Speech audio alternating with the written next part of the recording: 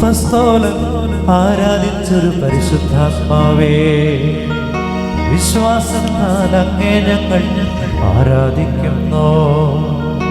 മാളിക മുറിയിൽ തീയായി വന്നൊരു പരിശുദ്ധാത്മാവേ, ദാഹത്തോടെ അങ്ങേ ഞങ്ങൾ ആരാധിക്കുന്നു. നിറയണമേ നീ ഇന്നെന്നുള്ളിൽ തീനാവുകളാ, ഒഴുകണമേ നീ ഇന്നെന്നുള്ളിൽ പുതിയൊരു നദിയായി. നിറയണമേ നീ ഇന്നെന്നുള്ളിൽ തീനാവുകളാ, ഒഴുകണമേ നീ ഇന്നെന്നുള്ളിൽ പുതിയൊരു നദിയായി. ഹല്ലേലൂയ.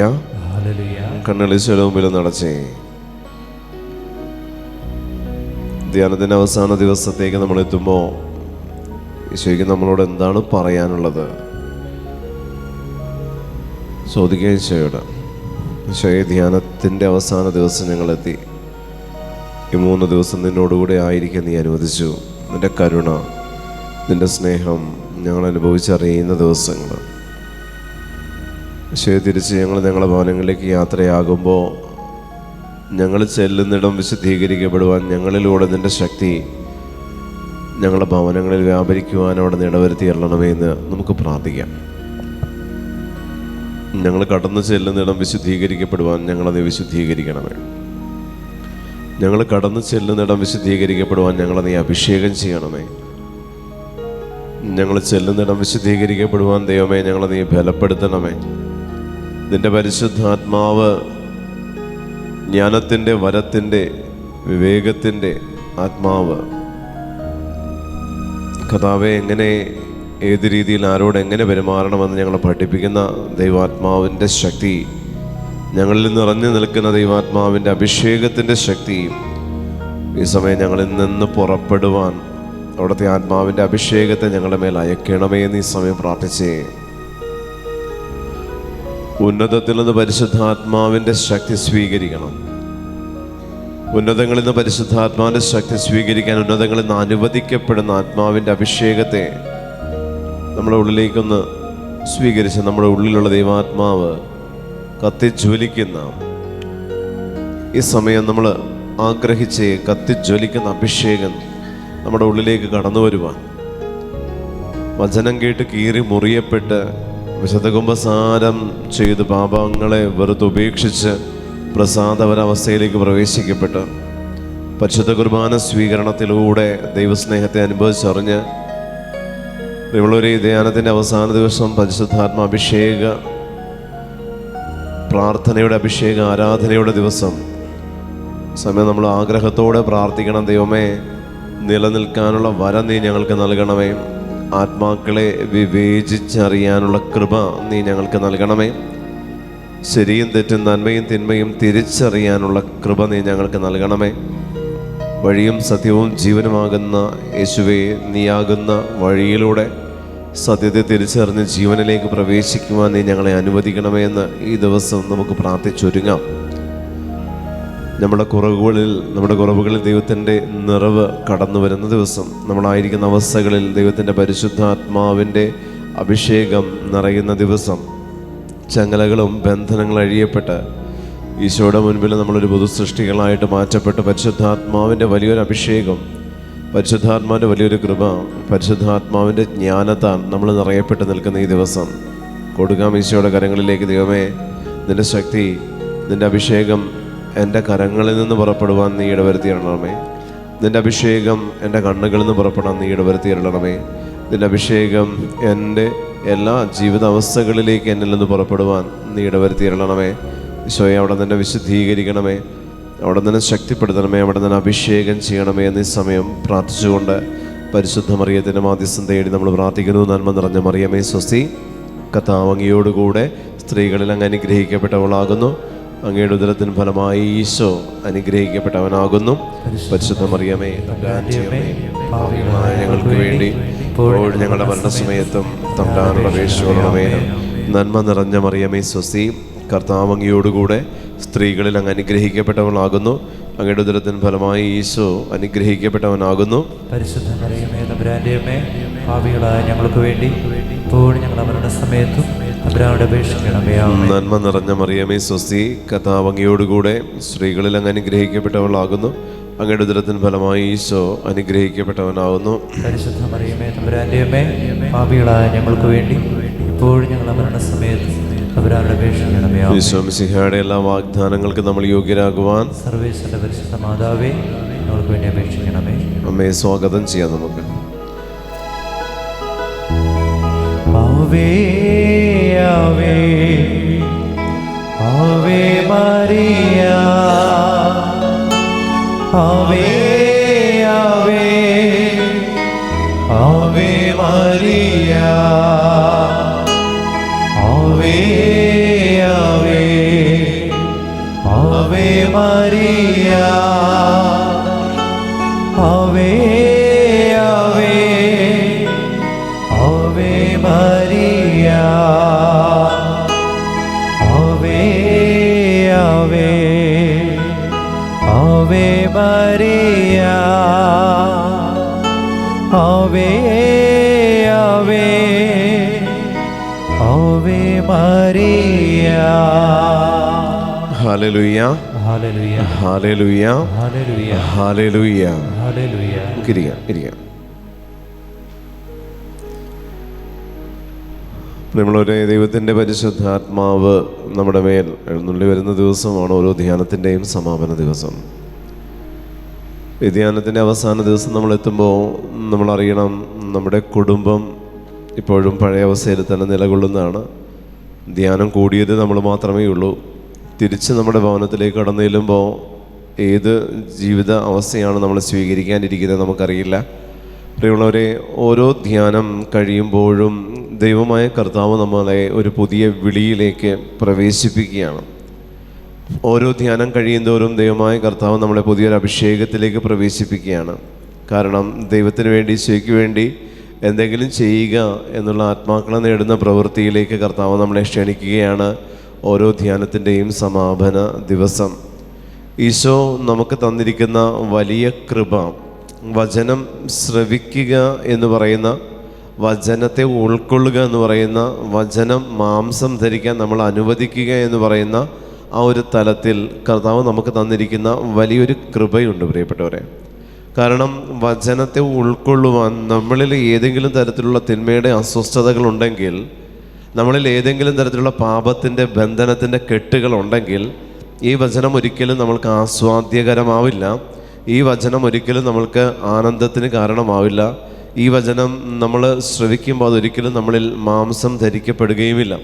എന്നാൽ ഈ വചനം ശ്രവിക്കാൻ നമ്മൾ ഇരുന്നു കൊടുക്കുന്നുണ്ടെങ്കിൽ, ഈ വചനത്തെ കേൾക്കാൻ, നമ്മൾ വചനത്തെ വായിക്കാനും ഉൾക്കൊള്ളുവാനും ധ്യാനിക്കുവാനും പ്രഘോഷിക്കുവാനും നമ്മൾ ദൈവത്തിൻ്റെ മുൻപിൽ നമ്മളെ തന്നെ വിട്ടുകൊടുക്കുന്നുണ്ടെങ്കിൽ, പ്രിയപ്പെട്ട ദൈവജനമേ, പിന്നീട് അങ്ങോട്ട് നമ്മളുടെ ജീവിതത്തിൽ വലിയ മാറ്റങ്ങൾക്ക് കർത്താവ് വഴി തുറക്കും. ആമേൻ, ഹല്ലേലൂയ.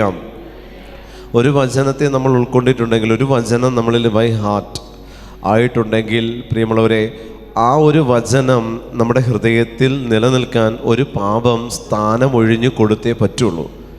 നമ്മളിലുള്ള ഏതെങ്കിലും ഒരു ദുർഗുണം നമ്മളിൽ നിന്ന് സ്ഥാനമൊഴിഞ്ഞെങ്കിലേ അത് ഒഴിഞ്ഞു കൊടുത്തേ പറ്റുള്ളൂ. ഒരു വചനത്തിന് നമ്മുടെ ഉള്ളിൽ നിലനിൽക്കണമെങ്കിൽ, ഒരു വചനം നമ്മുടെ ഉള്ളിലേക്ക് കേൾക്കുന്ന വചനമോ, വായിക്കുന്ന വചനമോ, പ്രഘോഷിക്കപ്പെടുന്ന വചനമോ, പ്രിയപ്പെട്ട ദൈവജനമേ, അത് നമ്മുടെ ഉള്ളിൽ നിലനിൽക്കണമെങ്കിൽ ഈ വചനത്തെ വെൽക്കം ചെയ്യുന്ന നമ്മുടെ ആത്മശരീരങ്ങളിലേക്ക്, ഈ വചനത്തെ സ്വാഗതം ചെയ്യുന്ന നമ്മുടെ ആത്മശരീരങ്ങളിൽ നിലനിൽക്കുന്ന കുടികൊണ്ടിരുന്ന ഒരു പാപത്തിൻ്റെ തലത്തിന് ഈ വചനത്തെ പ്രതി മാറിക്കൊടുക്കേണ്ടതായിട്ട് വരും. അപ്പോൾ ഒരു വചനത്തെക്കാളുപരി പ്രിയമുള്ളവരെ, നമ്മളിൽ നിന്ന് ഒഴിവാക്കപ്പെട്ട പാപത്തെ ഓർത്ത്, ചില പാപശീലങ്ങളെ ഓർത്ത് ദൈവത്തിന് മുൻപിൽ നമ്മളെപ്പോഴും നന്ദിയുള്ളവരായിട്ട് ആയിരിക്കുക. കാരണം വചനം സ്വീകരിക്കുമ്പോൾ സ്വീകരിക്കപ്പെട്ടത് നിങ്ങളുടെ ഒരവസ്ഥയിലേക്കല്ല വചനം കടന്നു വരുന്നത്. വചനം സ്വീകരിക്കപ്പെട്ട വ്യക്തിയെ സംബന്ധിച്ച് ഈ വചനം കടന്നു വരുന്നത് ഇവനുമായി ഇവളുമായി ബന്ധപ്പെട്ട തലമുറകളിലേക്കും വ്യക്തിബന്ധങ്ങളിലേക്കും സഹോദരങ്ങളിലേക്കും മക്കൾ മാതാപിതാക്കൾ ബന്ധങ്ങളിലേക്കും ഭാര്യ ഭർത്തൃ ബന്ധങ്ങളിലേക്കും ഈ വചനം നിങ്ങൾ സ്വീകരിക്കുന്നത് വഴി ഈ 4 അവസ്ഥകളിലേക്ക് ആ വചനം കടന്നു ചെല്ലുന്നുണ്ട്. ഹല്ലേലൂയ. അപ്പോൾ സ്വീകരിക്കപ്പെട്ട വചനം എന്നിൽ നിലനിൽക്കാൻ, സ്വീകരിക്കപ്പെടാൻ എന്നിലുള്ള ഏതെങ്കിലും ഒരു പാപത്തിൻ്റെ ദുർഗുണം എന്നിൽ നിന്ന് ഒഴിവായേ പറ്റുള്ളൂ. എന്നിലുള്ള ഏതെങ്കിലും ഒരു പാപത്തിൻ്റെ അവസ്ഥകൾ ഒഴിവാക്കിക്കൊടുത്താണ് ഒരു വചനത്തെ എൻ്റെ ആത്മശരീരം വെൽക്കം ചെയ്യുന്നത്. അങ്ങനെയെങ്കിൽ നിത്യവും വചനത്തിലായിരിക്കാൻ ഞാൻ ശ്രമിച്ചാൽ, നിത്യവും ഒരു വചനമെങ്കിലും പഠിക്കാൻ ഞാൻ ശ്രമിക്കുമ്പോൾ എന്നിലുള്ള പല പാപ സാഹചര്യങ്ങളും പാപശീലങ്ങളും ചില പാപത്തിൻ്റെ കെട്ടുകളെല്ലാം എന്നിൽ നിന്ന് എൻ്റെ ഒരു പെർമിഷൻ ചോദിച്ചിട്ടല്ല ഇവറ്റകളൊന്നും എന്നിൽ പ്രവേശിച്ചതെങ്കിൽ എന്നിൽ നിന്നും ഇത് ഒഴിഞ്ഞു മാറുവാൻ ഈ വചനത്തിൻ്റെ അഭിഷേകത്താൽ എനിക്കും പ്രിയപ്പെട്ട ദൈവജനമേ നിങ്ങൾക്കും സാധ്യതയുണ്ട്. ആമേൻ, ഹല്ലേലൂയ.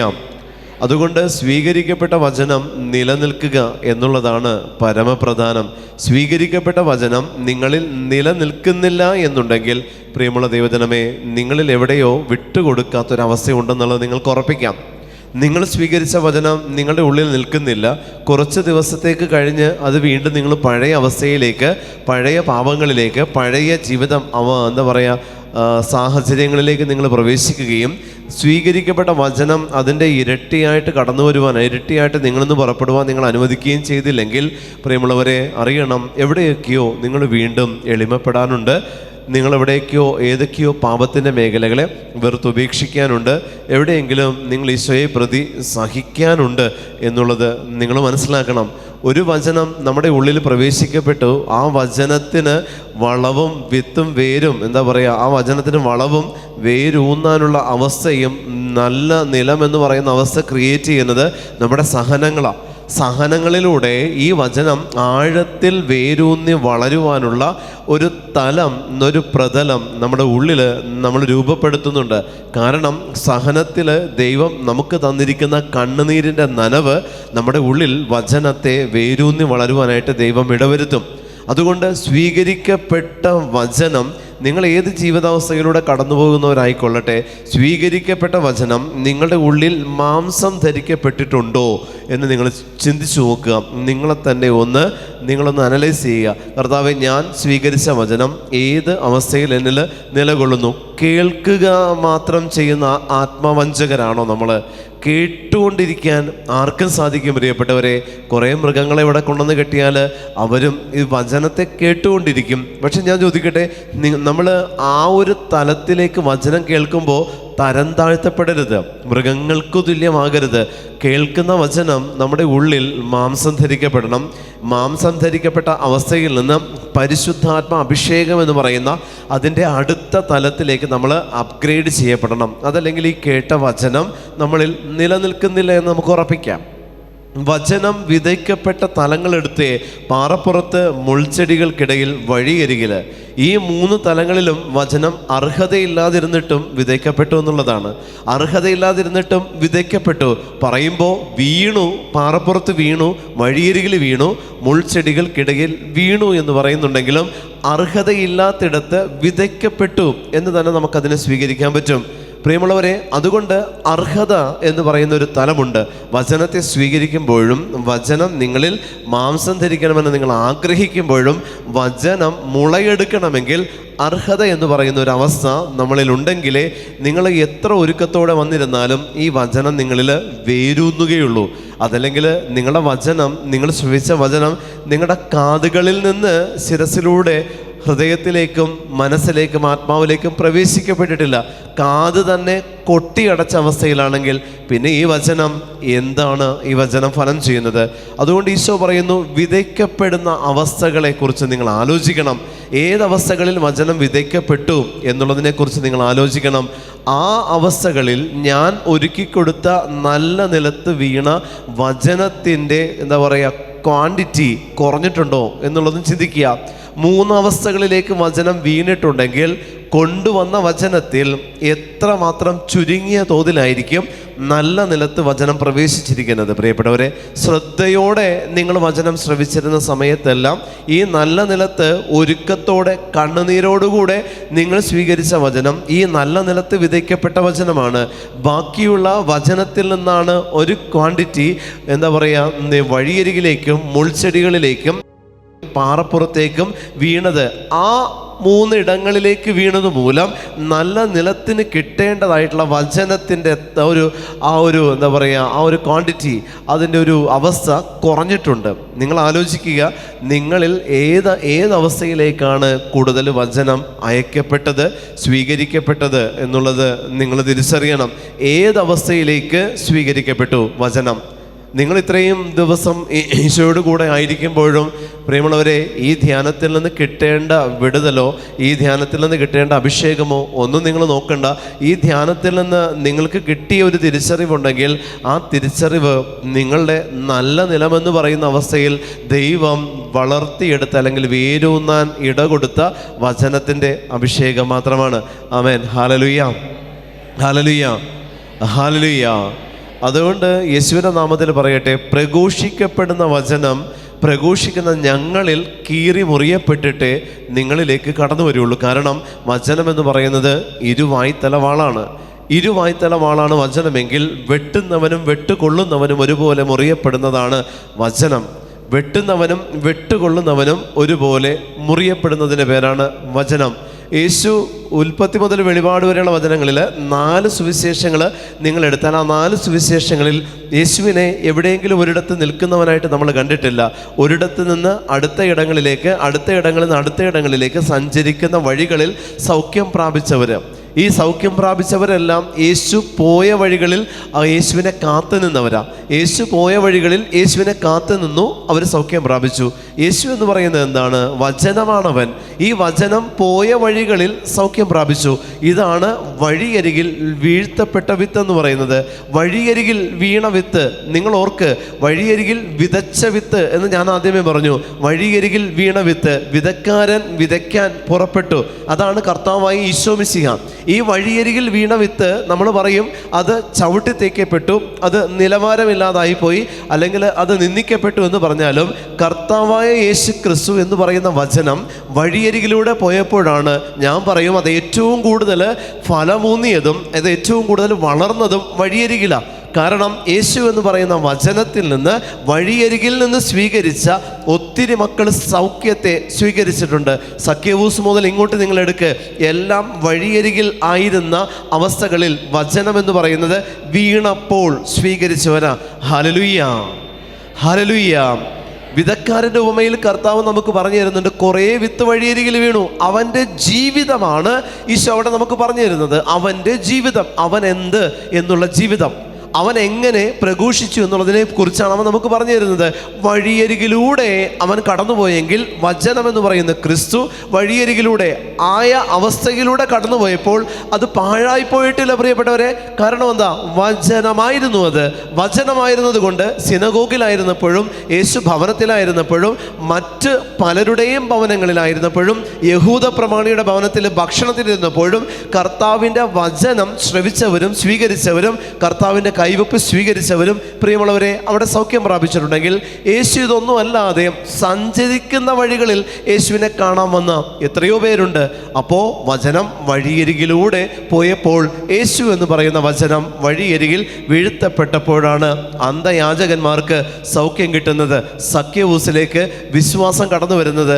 രക്തസ്രാവക്കാരുടെ രക്തസ്രാവം നിലയ്ക്കുന്നതെല്ലാം വഴിയരികിലാണെങ്കിൽ, വിതയ്ക്കപ്പെട്ട വിത്ത് വഴിയരികിലാണെങ്കിലും അത് ഫലമൂന്നാൻ തക്ക അഭിഷേകം വിത്തിനുണ്ട്. സ്വീകരിക്കുന്ന നമ്മളത് ഏത് മനോഭാവത്തിൽ എടുക്കുന്നു എന്നുള്ളതാണ് നമ്മളെ സംബന്ധിച്ച് ആ വിത്തിൻ്റെ മേന്മയെ, ക്വാളിറ്റിയെ നമ്മൾ നിശ്ചയിക്കുന്നത്. ആമേൻ. ഹല്ലേലൂയ, ഹല്ലേലൂയ, ഹല്ലേലൂയ, ഹല്ലേലൂയ. ആ വിത്തിൻ്റെ ക്വാളിറ്റിയെ നമ്മൾ നിശ്ചയിക്കുന്നത് അപ്പോഴാണ്. രണ്ടാമത്തേത് ഈശോ പറയുന്നു, പാറപ്പുറത്ത് വീണ വിത്തുണ്ട്. പ്രിയപ്പെട്ടവരെ, ഈ പാറപ്പുറത്ത് വീണ വിത്തും ഫലം ചൂടാതെ മാറിപ്പോയിട്ടില്ല. കുറച്ച് കാലത്തേക്ക് അതൊന്ന് പൊന്തി വന്നു എന്നുണ്ടെങ്കിലും ആ കുറച്ച് കാലം അത് ആഴത്തിൽ വേരൂന്നാൻ പറ്റാത്തത് കൊണ്ട് അത് വാടി കരിഞ്ഞു പോയിട്ടുണ്ട്. യേശുവിൻ്റെ ജീവിത സാഹചര്യത്തിൽ പ്രിയപ്പെട്ട ദൈവജനമേ, കർത്താവിനെ നിന്ദിച്ചവരിലേക്കും കർത്താവ് കൊടുത്തത് വചനം തന്നെയാണ്. കർത്താവിനെ ഒറ്റിക്കൊടുത്തവരിലേക്കും കർത്താവ് കൊടുത്തത് വചനം തന്നെയാണ്. പ്രിയപ്പെട്ടവരെ, ഇതാണ് യൂദാസിൻ്റെ മുകളിൽ വീണ വിത്തെന്ന് പറയുന്നത്. അവൻ അക്ഷരാർത്ഥത്തിൽ പാറ തന്നെയാണ്. രണ്ടാമത്തെ ഒരു പാറയുണ്ട്, പാറപ്പുറത്ത് വീണ വിത്തെന്ന് പറയുമ്പോൾ അതിന് രണ്ടാമത്തെ ഒരു പാറയാണ് വിശുദ്ധ പത്രോസ്. വചനം വിതയ്ക്കപ്പെട്ടപ്പോഴും അത് ആഴത്തിൽ വേരൂന്നാതിരുന്നത് അതുകൊണ്ട് പത്രോസിൽ അത് മുളയെടുത്തില്ല. പകരം മുളയെടുത്ത് പൊന്തിയതും പത്രോസ് വാടിപ്പോയി. എങ്ങനെയാ വാടിപ്പോയത്? അവൻ ക്രിസ്തുവിനെ തള്ളിപ്പറഞ്ഞു. ഈ വിത്ത് പാറപ്പുറത്ത് വീണത് പത്രോസിൻ്റെയും യൂദാസിൻ്റെയും ദേഹത്താ. പത്രോസിലും യൂദാസിലും ഇതേ വിത്ത് പാറപ്പുറത്തെന്ന് പറയുന്ന അവസ്ഥയിൽ വിതയ്ക്കപ്പെട്ടപ്പോൾ, പ്രിയപ്പെട്ട ദൈവജനമേ, അതും അവർക്കും സ്വീകരിക്കാനുള്ള സാധ്യതകളുണ്ടായിരുന്നു.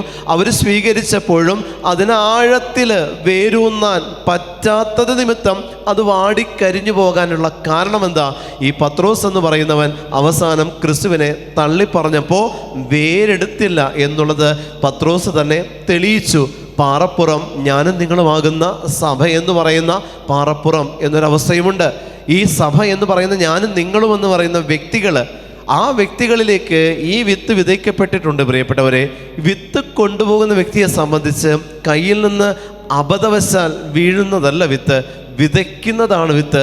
പിന്നെ എങ്ങനെ ഈ 3 തലങ്ങളിലേക്ക് വിത്ത് കടന്നു വന്നു?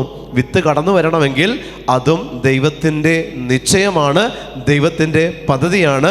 വഴിയരികിലും മുൾച്ചെടികൾക്കിടയിലും പാറപ്പുറത്തും ഈ വിത്ത് വിതയ്ക്കപ്പെടേണ്ടിയിരിക്കുന്നു എന്ന് പറയുന്ന ദൈവത്തിൻ്റെ ഹിതമാണ് അവിടെ നിറവേറ്റപ്പെട്ടത്. അതല്ലാതെ വിതയ്ക്കാരന് അബദ്ധം പറ്റി വിതച്ചതോ അബദ്ധം പറ്റി അവൻ്റെ കയ്യിൽ നിന്ന് വീണു പോയതോ ഒന്നുമല്ല. ബൈബിളിൽ ഇതുപോലെ വീണു പോകുന്ന കഥകൾ നമുക്ക് കാണാൻ പറ്റും. നമ്മൾ എടുത്തു നോക്കിയ ലാസറിൻ്റെയും ധനവാന്റെയും ഉപമയിൽ, ധനവാന്റെ മേശയിൽ നിന്ന് വീഴുന്ന അപ്പക്കഷ്ണമാണ് പാവപ്പെട്ട ലാസറിന് ഭക്ഷണമായിട്ട് ലഭിച്ചുകൊണ്ടിരുന്നു എന്ന് പറയുന്നു. മേശയിൽ നിന്ന് എന്താ വീഴുന്നത് പ്രിയപ്പെട്ടവരെ? മേശയിൽ നിന്ന് വീഴുമോ? മേശയിൽ നിന്ന് എങ്കിലും വീണിട്ടുണ്ടോ? നിങ്ങൾ ഭക്ഷണം കഴിക്കുമ്പോൾ എപ്പോഴെങ്കിലും മേശയിൽ നിന്ന് ഭക്ഷണം വീഴുമോ? നമ്മൾ താഴെ ഇട്ടാലല്ലേ അത് താഴേക്ക് പോവുള്ളൂ. വീഴും എന്നൊരവസ്ഥയില്ലല്ലോ. പിന്നെ എന്താ? നമ്മൾ ചിന്തിക്കണം, ഇതുപോലെ ദൈവം അനുവദിച്ചതാണിതെല്ലാം. ദൈവം അനുവദിച്ചതാണ്. മേശയിൽ നിന്ന് വീഴണം, ദൈവം അനുവദിച്ചു. കാരണം അതൊരുവന് ഭക്ഷണമാണ്. പാറപ്പുറത്ത് വീഴണം, ദൈവം അനുവദിച്ചു. കാരണം അവിടെ അല്പകാലത്തേക്കെങ്കിലും ആ പാറയും ഈ വചനത്തിൻ്റെ മാധുര്യം ആസ്വദിക്കണം. ഈ അല്പകാലം, ഈ യുദാസിന് കിട്ടിയ അല്പകാലം, യേശുവിനോടൊത്തായിരുന്ന 3 വർഷക്കാലം അവൻ്റെ ജീവിതത്തിൽ അവൻ പാറയായിരുന്നെങ്കിലും വിത്ത് വിതയ്ക്കപ്പെടാനുള്ള യോഗ്യതയിലേക്ക് അവൻ പ്രവേശിച്ചു. പത്രോസിനെ സംബന്ധിച്ചും അവൻ തള്ളിപ്പറയാനിരിക്കുന്നവനാണെങ്കിലും വിത്ത് വിതയ്ക്കപ്പെട്ടു അവനിലേക്ക്. പിന്നീട് അത് വീണ്ടും നല്ല നിലമാക്കി മാറ്റപ്പെട്ടു. എങ്ങനെയാ നല്ല നിലമായത്? യോനായുടെ പുത്രനായ ശിമയോനെ, നീ എന്നെ സ്നേഹിക്കുന്നുവോ? ആദ്യത്തെ തവണ പത്രോസിനെ കർത്താവായ യേശു ക്രിസ്തു ഒന്ന് ഉഴുതുമറിക്കുന്നുണ്ട്. വീണ്ടും ചോദിക്കുന്നുണ്ട്, യോനായുടെ പുത്രനായ ശിമയോനെ, നീ എന്നെ സ്നേഹിക്കുന്നുവോ? വീണ്ടും കർത്താവ് രണ്ടാമതും പത്രോസിനെ ഒന്ന് ഉഴുതുമറിക്കുന്നുണ്ട്. വീണ്ടും ചോദിച്ചു, ഇവരെക്കാൾ അധികമായി നീ എന്നെ സ്നേഹിക്കുന്നുവോ? സ്നേഹിക്കുന്നു, ഞാൻ നിന്നെ സ്നേഹിക്കുന്നുവെന്ന് കർത്താവെ നീ അറിയുന്നില്ലേ? പ്രിയമുള്ള ദൈവജനമേ, ഇതാണ് കർത്താവിൻ്റെ തിരഞ്ഞെടുപ്പ്. എത്ര കാഠിന്യമേറിയ പാറയാണെങ്കിലും ദൈവം അവിടെ ഉഴുതുമറിച്ച് അവിടെ ഒരു നല്ല നിലം കണ്ടെത്താൻ കർത്താവിന് സാധ്യതകളുണ്ട്. ആമേൻ, ഹല്ലേലൂയ. അഭിഷേകത്തോടെ ഹല്ലേലൂയ, ഹല്ലേലൂയ. എത്ര പാറ പോലെ ഉറച്ച പ്രതലമാണെങ്കിലും അവിടെയെല്ലാം അതിനെ ഒന്ന് ഉഴുതുമറിച്ച് നല്ല നിലമാക്കി, നല്ല മണ്ണാക്കി, നനവുള്ള മണ്ണാക്കി മാറ്റാനുള്ള സാധ്യതകൾ കർത്താവായ ഈശോ മിശിഹായ്ക്കുണ്ടെന്നുള്ളത് നിങ്ങൾ മറക്കരുത്. ദൈവത്തിൻ്റെ പരിപാലനയുടെ വലങ്കൈയാണത് പ്രിയപ്പെട്ടവരെ. ദൈവത്തിൻ്റെ പരിപാലനയുടെ വലങ്കൈയാണത്. ഹല്ലേലൂയ, ഹല്ലേലൂയ, ഹല്ലേലൂയ. മുൾച്ചെടികൾക്കിടയിൽ വിതയ്ക്കപ്പെട്ട വചനമുണ്ട്. കർത്താവിനെ പിടിച്ചു കൊണ്ടുപോകുമ്പോൾ, കർത്താവിനെ ബന്ധിച്ച ഗത്സമേനിയിൽ നിന്ന് കർത്താവിനെ പീഡാസഹനങ്ങളിലേക്ക് പ്രവേശിക്കുന്ന സമയം മൽക്കോസ് എന്ന് പറയുന്ന വ്യക്തിയുടെ ചെവി വിശുദ്ധ പത്രോസ് ഛേദിക്കുന്നുണ്ട് പ്രിയപ്പെട്ടവരെ. അവിടെയും കർത്താവ് ആ മൽക്കോസ് എന്ന് പറയുന്ന ആ മുള്ളിൻ്റെ അവസ്ഥയിൽ കർത്താവിൻ്റെ പീഡനങ്ങളുടെ സമയത്തും ഈ മൽക്കോസിലേക്ക് ഒരു സൗഖ്യത്തിൻ്റെ വിത്ത് വിതയ്ക്കുന്നുണ്ട്. അവിടെ സൗഖ്യത്തിൻ്റെ വിത്ത് വിതയ്ക്കുന്നുണ്ട്. ലുങ്കീനോസ് എന്ന് പറയുന്നവൻ കുന്തം കൊണ്ട് കർത്താവിൻ്റെ വിലാപ്പുറം കുത്തി തുറന്നപ്പോൾ അവൻ്റെ കണ്ണുകളിലേക്കും ഈ വചനത്തിൻ്റെ വിത്ത് തന്നെ തിരുരക്തത്തിൻ്റെ രൂപത്തിൽ കടന്നു എന്ന് അവന് സൗഖ്യം കൊടുക്കുന്നുണ്ട്. മുള്ളിൻ്റെ അവസ്ഥയാണ്. നമ്മളിലുള്ള മുള്ളിൻ്റെ അവസ്ഥയിലും വചനം വിതയ്ക്കപ്പെടും. ജീവിത സാഹചര്യങ്ങളെന്ന് പറയുന്ന ക്രിസ്തു എന്ന് പറയുന്ന ഏറ്റവും പരമനായ എന്ന് പറയുന്ന പരമദൈവത്തിൻ്റെ ആ ഒരു സഹനത്തിൻ്റെ പാരമ്യത്തിൽ നിൽക്കുമ്പോഴും അവനിൽ നിന്ന് വചനം വചനത്തിൻ്റെ ശക്തി, അവനിൽ നിന്ന് ദൈവത്വത്തിൻ്റെ അഭിഷേകം പകർന്നു പെട്ടുകൊണ്ടിരുന്നു എന്നുള്ളതാണ്. ഇപ്പോൾ നിങ്ങൾ സ്വീകരിച്ച ഈ എന്താ പറയുക വചനത്തിൻ്റെ അഭിഷേകം നിങ്ങൾ ഈ പറയുന്ന മുള്ളുകൾക്കിടയിൽ, യേശുവിൻ്റെ ഈ മുള്ളു നിറഞ്ഞ അവസ്ഥയ്ക്കിടയിലും സൗഖ്യം 2 കർത്താവിൽ നിന്ന് പുറപ്പെട്ടു. ആ ഒരു സമയത്തും സൗഖ്യവും 2 ആ സമയത്തും കർത്താവിൽ നിന്ന് പുറപ്പെട്ടു. കാരണം വചനത്തിൻ്റെ ശക്തി മുൾച്ചെടികൾക്കിടയിലും പ്രവേശിക്കുന്നുണ്ട്. അവിടെയും ഒരു റിസൾട്ട് ഈശോ പ്രതീക്ഷിക്കുന്നുണ്ട്. പ്രിയമുള്ളവരെ, ഈ 3 തലങ്ങളാണ് ഈ ദൈവം വിതയ്ക്കപ്പെട്ട വചനത്തിൻ്റെ ആദ്യത്തെ അവസ്ഥയിലേക്ക് എത്തിച്ചത്. ആമേൻ, ഹല്ലേലൂയ. അഭിഷേകത്തോടെ ഹല്ലേലൂയ, ഹല്ലേലൂയ. ഇത് തന്നെയാണ് വ്യക്തിപരമായ ജീവിതമെടുത്താൽ എൻ്റെയും നിങ്ങളുടെ അവസ്ഥ. ഇത് തന്നെ നമ്മളും പ്രഘോഷിക്കേണ്ടത് ഏതാ? വഴിയരികിലായിരിക്കുന്ന അവസ്ഥയിലും നമ്മളിൽ നിന്ന് വചനം പുറപ്പെടണം. മുള്ളു നിറഞ്ഞ നമ്മളുടെ ജീവിത സാഹചര്യങ്ങൾ നമ്മളെ ഞെരുക്കുന്ന അവസ്ഥയിലും നമ്മളിൽ നിന്ന് ഈ വചനം മറ്റൊരുവരിലേക്ക് പുറപ്പെടണം. പാറ പോലെ, കട്ടി പോലെ ഉറച്ച ചില ജീവിത സാഹചര്യങ്ങളിലും ചില തെറ്റായ ജീവിത തീരുമാനങ്ങൾ എടുക്കുന്ന നമ്മുടെ ജീവിതത്തിലെ പാറ പോലെ ഉറച്ച, ദൈവം ആഗ്രഹിക്കാത്ത സമയത്ത് പോലും ദൈവത്തിൻ്റെ ശക്തി, ദൈവത്തിൻ്റെ വചനത്തിൻ്റെ അഭിഷേകം നമ്മളിൽ നിന്ന് മറ്റൊരാളിലേക്ക് പുറപ്പെടണം. വിതയ്ക്കപ്പെട്ടത് ഈ 3 സ്ഥലത്ത് നിന്നാണെങ്കിൽ ഈ 3 സ്ഥലവും നമ്മളിൽ തന്നെ ഉള്ളതാണ്. 3 വ്യക്തിത്വങ്ങളല്ല, നല്ല നിലം നമ്മളുമല്ല. ഈ 3 വ്യക്തിത്വങ്ങൾ നമ്മളിൽ തന്നെയാണുള്ളത്. പാറ പോലെ ഉറച്ച മനസ്സ് നമ്മളിലുണ്ട്. ഒരു കാലഘട്ടത്തേക്കാ, നിത്യകാലത്തേക്കല്ലത്. മുൾച്ചെടികളാകുന്ന അവസ്ഥ നമ്മുടെ ജീവിതത്തിലുമുണ്ട്. ഇതും ഒരു കാലഘട്ടത്തേക്കാണ്, നിത്യകാലത്തേക്കല്ല. വഴിയരികിലാകുന്ന എങ്ങുമെത്താത്തൊരവസ്ഥ നമ്മളിലുമുണ്ട്. ഈ 3 അവസ്ഥകളിൽ നിൻ്റെ വ്യക്തി ജീവിതത്തിൽ ഈ 3 അവസ്ഥകളിലൂടെ നീ കടന്നുപോയാണ് നല്ല നിലം എന്ന് പറയുന്ന അവസ്ഥയിലേക്ക് നീ എത്തിയതെങ്കിൽ യേശു ലക്ഷ്യം വെച്ചത് ഈ നല്ല നിലം മാത്രമല്ല, ഈ 3 അവസ്ഥകളിലൂടെ കടന്നുപോയ വ്യക്തിയാണ് നല്ല നിലത്തിലേക്ക് പ്രവേശിക്കുകയുള്ളൂ. ഹല്ലേലൂയ. ഈ 3 അവസ്ഥകളിലൂടെ കടന്നു പോകാത്ത ഒരു വ്യക്തിക്കും നല്ല നിലത്തിലേക്ക് പ്രവേശിക്കാൻ പറ്റില്ല, നല്ല നിലമാകാൻ പറ്റില്ല. അതുകൊണ്ട് ഈശോ ആദ്യം എന്ത് ചെയ്തു? ഈ 3 അവസ്ഥകളിൽ വചനത്തെ അവൻ അയച്ചു. ഈ 3 അവസ്ഥകളിൽ വചനം മുളയ്ക്കുമോ, വചനം എത്രത്തോളം ഫലം ചൂടുമെന്നറിയാൻ ഈ 3 അവസ്ഥകളിലേക്ക് ദൈവം തൻ്റെ വചനത്തെ, പരിശുദ്ധ വചനത്തെ, അവൻ തന്നെയാകുന്ന വചനം മുൾച്ചെടികൾക്കിടയിൽ അവൻ ഞെരുങ്ങുക, പാറപ്പുറത്ത് അവൻ വെയിലേറ്റ് വാടുക, വഴിയരികിൽ അവൻ ചവിട്ടി മെതിക്കപ്പെടുക. എന്നിട്ടും ഞാനും നിങ്ങളുമാകുന്ന ഈ 3 അവസ്ഥകളിൽ, ജീവിതത്തിൻ്റെ ഈ 3 തലങ്ങളിലും കർത്താവ് വചനത്തെ വിതയ്ക്കാതിരുന്നിട്ടില്ല. നിങ്ങൾ അവനെ വേണ്ടെന്ന് വെച്ച സമയത്തും അവനിൽ നിന്നൊരു ശക്തി നിങ്ങളിലേക്ക് പുറപ്പെട്ടുകൊണ്ടിരുന്നിട്ടുണ്ട്. നിങ്ങൾ പറയും, നിങ്ങൾ ഞെരുക്കപ്പെട്ടപ്പോൾ പ്രാർത്ഥിക്കാൻ പറ്റിയില്ല, പാറ പോലെ ഉറച്ചിരുന്നപ്പോൾ പ്രാർത്ഥിക്കാൻ പറ്റിയില്ല, എങ്ങും എത്താതെ ജീവിതം വലഞ്ഞു തിരിഞ്ഞപ്പോഴും പ്രാർത്ഥിക്കാൻ പറ്റിയില്ലെന്ന് പറഞ്ഞാലും ദൈവത്തിൻ്റെ വചനം നിൻ്റെ വഴിയരികിലായിരിക്കുന്ന അവസ്ഥയിലും, നിൻ്റെ മുൾച്ചെടിയാകുന്ന അവസ്ഥയിലും, നിൻ്റെ പാറ പോലെ ഉറച്ച അവസ്ഥയിലും നിന്നിലേക്ക് അയക്കപ്പെട്ടിട്ടുണ്ട്, വിതയ്ക്കപ്പെട്ടിട്ടുണ്ട്. ഹല്ലേലൂയ. ഈ വചനം നിന്നിൽ നിന്നും നിന്റെ അതേ അവസ്ഥയിൽ മറ്റൊരുവനിലേക്ക് കടന്നു ചെന്നില്ലെങ്കിൽ നീ നിത്യകാലത്തേക്ക് ആ അവസ്ഥയിൽ തന്നെ നിലകൊള്ളേണ്ടി വരും. പ്രിയപ്പെട്ടവരെ, നല്ല നിലമാവുക എന്ന് പറഞ്ഞാൽ ഈ 3 അവസ്ഥകൾ കഴിഞ്ഞു വരുന്ന ഒരു ഫോമാണ്. നല്ല നിലമാവുക എന്ന് പറഞ്ഞാൽ ഈ 3 തലങ്ങൾ കഴിഞ്ഞ് 4മതൊരു തലത്തിലേക്ക് നമ്മൾ പ്രവേശിക്കുന്നത് മാത്രമേ നല്ല നിലമാകുന്നുള്ളൂ. വചനം വിതയ്ക്കപ്പെടാൻ വേണ്ടി നമ്മൾ നല്ല നിലം ഒരുക്കി ഒരു നിശ്ചിത സമയത്തേക്ക് ഒരുക്കി കൊടുക്കുന്നതല്ല. കർത്താവ്, ഇപ്പോൾ ഞാൻ നല്ല നിലമാ, ഇപ്പോൾ ഞാൻ കുമ്പസാരിച്ചിരിക്കുക, ഇപ്പോൾ ഞാൻ പരിശുദ്ധ കുർബാന സ്വീകരിച്ചിരിക്കുക, നിൻ്റെ വചനത്തെ നീ വിളമ്പ്, ഞാൻ സ്വീകരിക്കാം. ഇതല്ല നല്ല നിലം. ഈശോ നമുക്ക് തന്നിരിക്കുന്ന നല്ല നിലത്തിൻ്റെ പ്രത്യേകത എന്ന് പറയുന്നത്, ഈശോയ്ക്ക് ഏതവസരത്തിലും വചനത്തെ വിതയ്ക്കാൻ അവൻ തയ്യാറാ. അത്തിവൃക്ഷത്തെ അവൻ ശപിക്കാൻ കാര്യമെന്താ? അനവസരത്തിൽ അത് ഫലം പുറപ്പെടുവിച്ചില്ല. അനവസരത്തിലും കർത്താവ് പ്രതീക്ഷിക്കുന്നുണ്ട് നിന്നിൽ നിന്ന് ഒരു അഭിഷേകത്തെ മറ്റുള്ളവരിലേക്ക് കൊടുക്കാൻ. അനവസരത്തിലും കർത്താവ് പ്രതീക്ഷിക്കുന്നുണ്ട്. കാരണം അനവസരത്തിൽ വചനം വിതച്ചവൻ്റെ പേരാണ് കർത്താവായ ഈശോ മിശിഹ.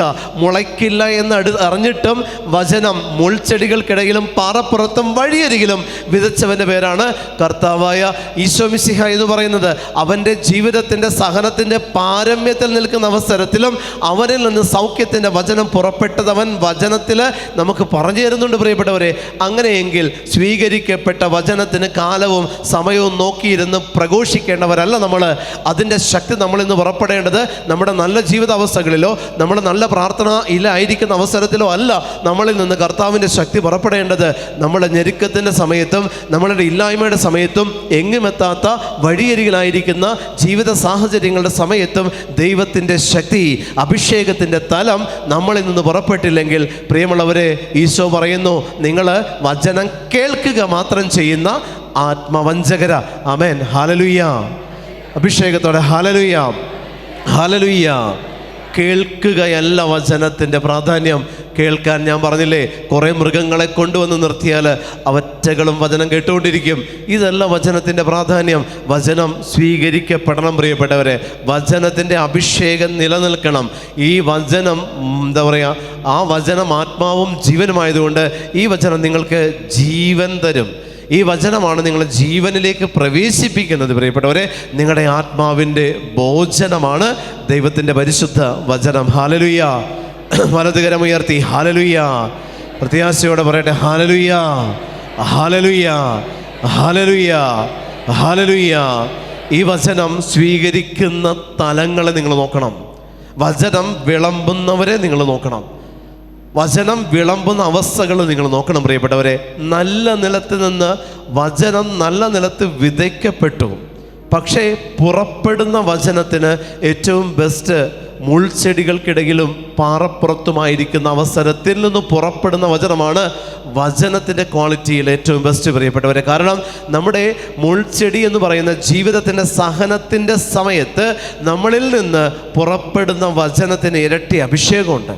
നമ്മുടെ സഹനത്തിൻ്റെ സമയം, നമ്മുടെ കണ്ണുനീരിൻ്റെ സമയം, നമ്മുടെ ആകുലതകളുടെ സമയത്ത് നമ്മളിൽ നിന്ന് പുറപ്പെടുന്ന വചനത്തിന് ഇരട്ടി ശക്തിയുണ്ട്.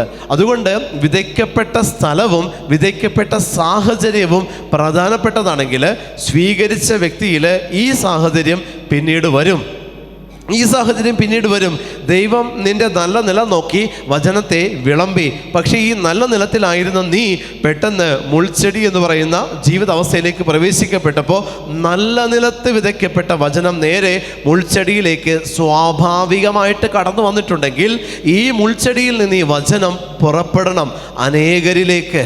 സഹനത്തിൻ്റെ ആ ഒരു പാരമ്യതയിൽ നമ്മൾ നിൽക്കുമ്പോഴും നമ്മളിൽ നിന്ന് ദൈവശക്തി അനുഭവിച്ചറിയാൻ കർത്താവ് നമുക്ക് ചുറ്റും വ്യക്തികളെ നിയോഗിച്ചിട്ടുണ്ട്. നിങ്ങളുടെ കുടുംബത്തിൽ മറ്റു പലരുമുണ്ട്.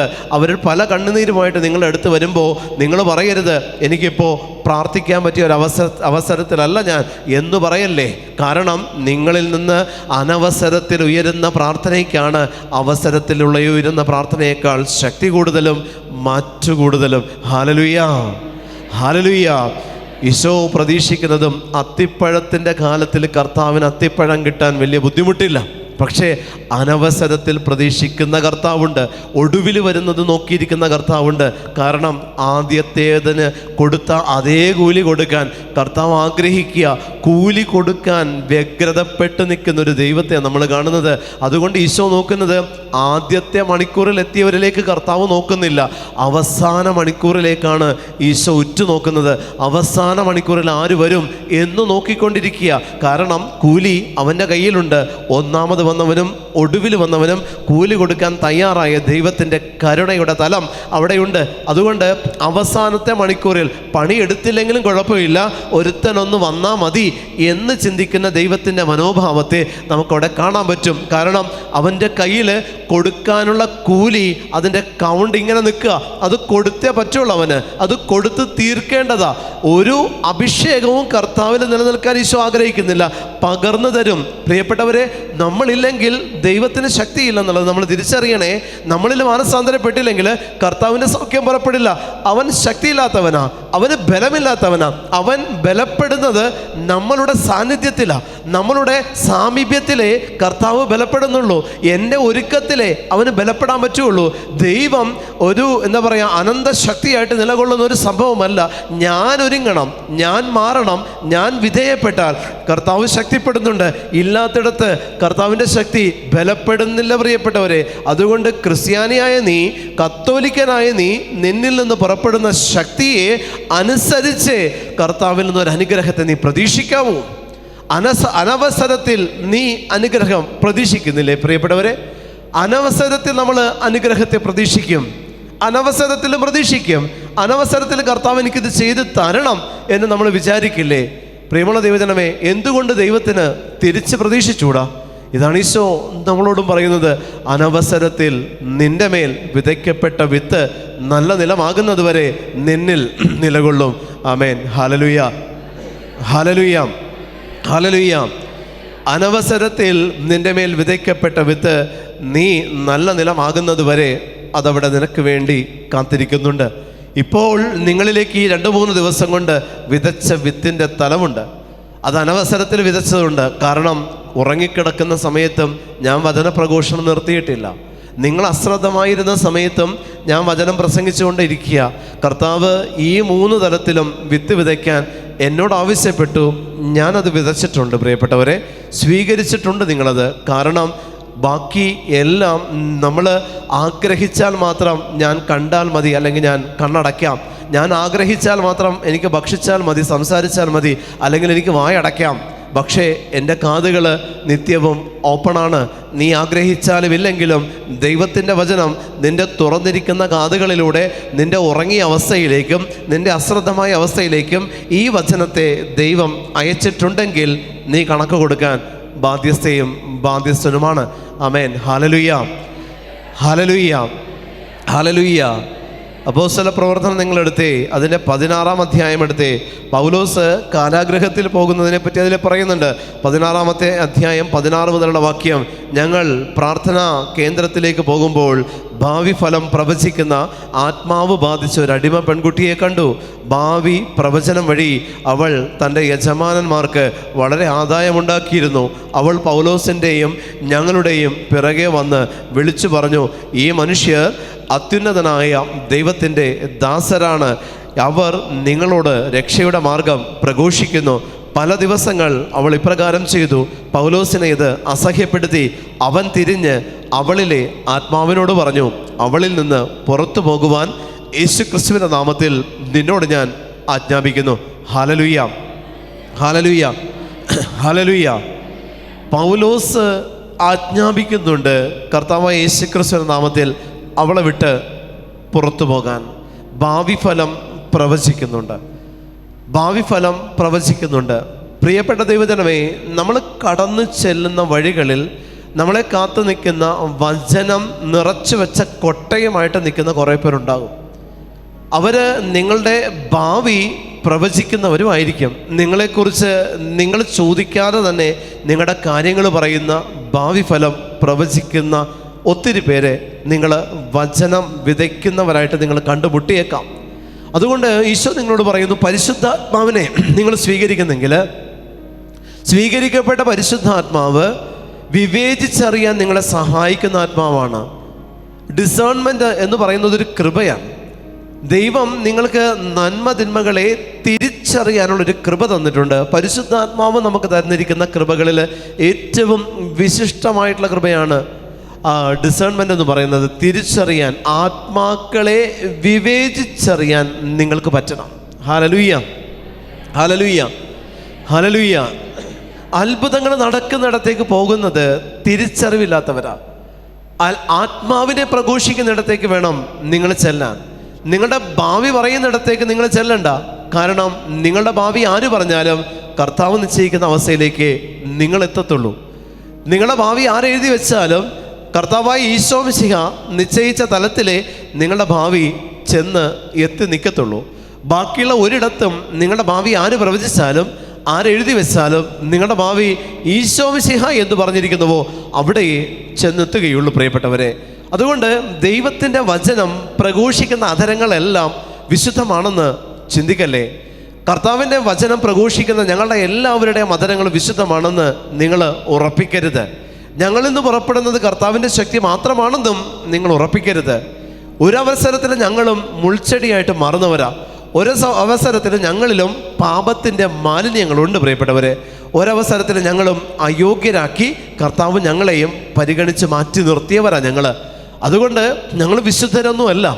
നിങ്ങൾ കാണുമ്പോൾ ഈ പ്രസംഗിക്കുന്ന വാചാലതയോ ഞങ്ങളിന്ന് പുറപ്പെടുന്ന പരിശുദ്ധാത്മാവിൻ്റെ അഭിഷേകമോ കണ്ട് ഞങ്ങളിലേക്ക് ഒരാകർഷണവും നിങ്ങൾക്ക് തോന്നാൻ പാടില്ല. ഹല്ലേലൂയ. വചനത്തോട് മാത്രമേ ആകർഷണം പാടുള്ളൂ. വചനത്തോടും ദൈവത്തോടുമല്ലാതെ പ്രസംഗിക്കപ്പെടുന്ന വ്യക്തിയോടോ അഭിഷേകത്തിൽ നിൽക്കുന്നവരോടോ നിങ്ങൾക്ക് താല്പര്യം തോന്നരുത്. നിങ്ങൾക്ക് ഒരു ചായ്വ് തോന്നരുത്. വീണ്ടും അവനിൽ നിന്ന് കേൾക്കണമെന്ന് ഒരിഷ്ടം തോന്നരുത്. അത് ദൈവികമല്ല. അത് നിന്നെ ഒരു പക്ഷേ തെറ്റായ ബന്ധത്തിലേക്കും തെറ്റായ പാപശീലങ്ങളിലേക്കും നിന്നെ നയിക്കാനേ ഇടവരുത്തുകയുള്ളൂ. ആരാധനയും അഭിഷേകവും കൊടുക്കേണ്ടത് ക്രിസ്തുവിനാണ്. ആരാധന കൊടുത്ത അഭിഷേകത്തെ സ്വീകരിക്കേണ്ടത് കർത്താവിൽ നിന്നാണ്. ഈ ആരാധന വ്യക്തികളിലേക്ക് വഴിമാറി പോകുന്നിടത്ത് വചനം നിന്നിൽ വിപരീത ഫലമുണ്ടാക്കും. ഹല്ലേലൂയ, ഹല്ലേലൂയ, ഹല്ലേലൂയ, ഹല്ലേലൂയ.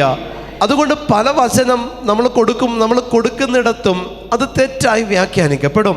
അതുകൊണ്ട് വചനം വിളമ്പുന്ന കരങ്ങളെ കൂടെ നിങ്ങളൊന്ന് വിവേചിച്ചറിയാൻ പരിശുദ്ധാത്മാവിൻ്റെ ഡിസേൺമെൻറ്റ് ചോദിച്ച് പ്രാർത്ഥിക്കണം. പരിശുദ്ധാത്മാവിൻ്റെ കൃപ ചോദിച്ച് പ്രാർത്ഥിക്കണം. പ്രിയമുള്ളവരെ, വിതയ്ക്കപ്പെടുന്ന വചനത്തിന് ക്വാളിറ്റി ഉണ്ട്. അതിനൊരു നിലവാരമുണ്ടെങ്കിൽ എടുക്കുന്ന കരങ്ങൾക്ക് ആ നിലവാരമുണ്ടാകണമെന്നില്ല. Hallelujah, hallelujah. വിതയ്ക്കപ്പെടുന്ന വചനത്തിനേ നിലവാരമുള്ളൂ. വിതയ്ക്കുന്ന ഞങ്ങളിൽ ഒരു നിലവാരവും ഇല്ല പ്രിയപ്പെട്ടവരെ, ഒരു നിലവാരവുമില്ല. ഒരു അവസരം ഒത്തുകിട്ടിയാൽ ഞങ്ങൾ ഒറ്റുകാരനാകും. ഒരവസരം ഒത്തുകിട്ടിയാൽ ഞങ്ങൾ തള്ളിപ്പറയും. ഒരവസരം ഒത്തുകിട്ടിയാൽ ഞങ്ങൾ ഓടി മറയും കർത്താവിൽ നിന്ന്. അതുകൊണ്ട് നിങ്ങൾ ഒരു ശുശ്രൂഷകരെയും നിങ്ങൾ ശ്രദ്ധിക്കേണ്ട. നിങ്ങൾ വചനത്തിൽ മാത്രം ശ്രദ്ധിക്കുക. വചനം മാത്രമേ നിങ്ങൾ കോൺസെൻട്രേറ്റ് ചെയ്യാൻ പാടുള്ളൂ. നിങ്ങളുടെ ആരാധനകളും നിങ്ങളുടെ ആകർഷണവും ദൈവത്തിൻ്റെ പരിശുദ്ധ വചനത്തോടല്ലാതെ വ്യക്തികളിലേക്ക്, പ്രസംഗിക്കുന്നവരിലേക്ക് ചെല്ലുന്നിടത്ത് പാപം അത് ഒരുങ്ങിയിരിക്കുന്നുണ്ടെന്നത് മറക്കരുത്. Hallelujah, hallelujah. പാപം അതിൻ്റെ പടിവാതിൽക്കൽ നിൽക്കുന്നുണ്ട് നിങ്ങളെ കാത്ത്. അത് പ്രാർത്ഥനയുടെ രൂപത്തിൽ കടന്നു വരാൻ ഇത് കാരണമാകും. പാപത്തിൻ്റെ അവസ്ഥകൾ പ്രാർത്ഥനയുടെ രൂപത്തിൽ നിങ്ങളിലേക്ക് കടന്നു വരാൻ ഇത് കാരണമാകും.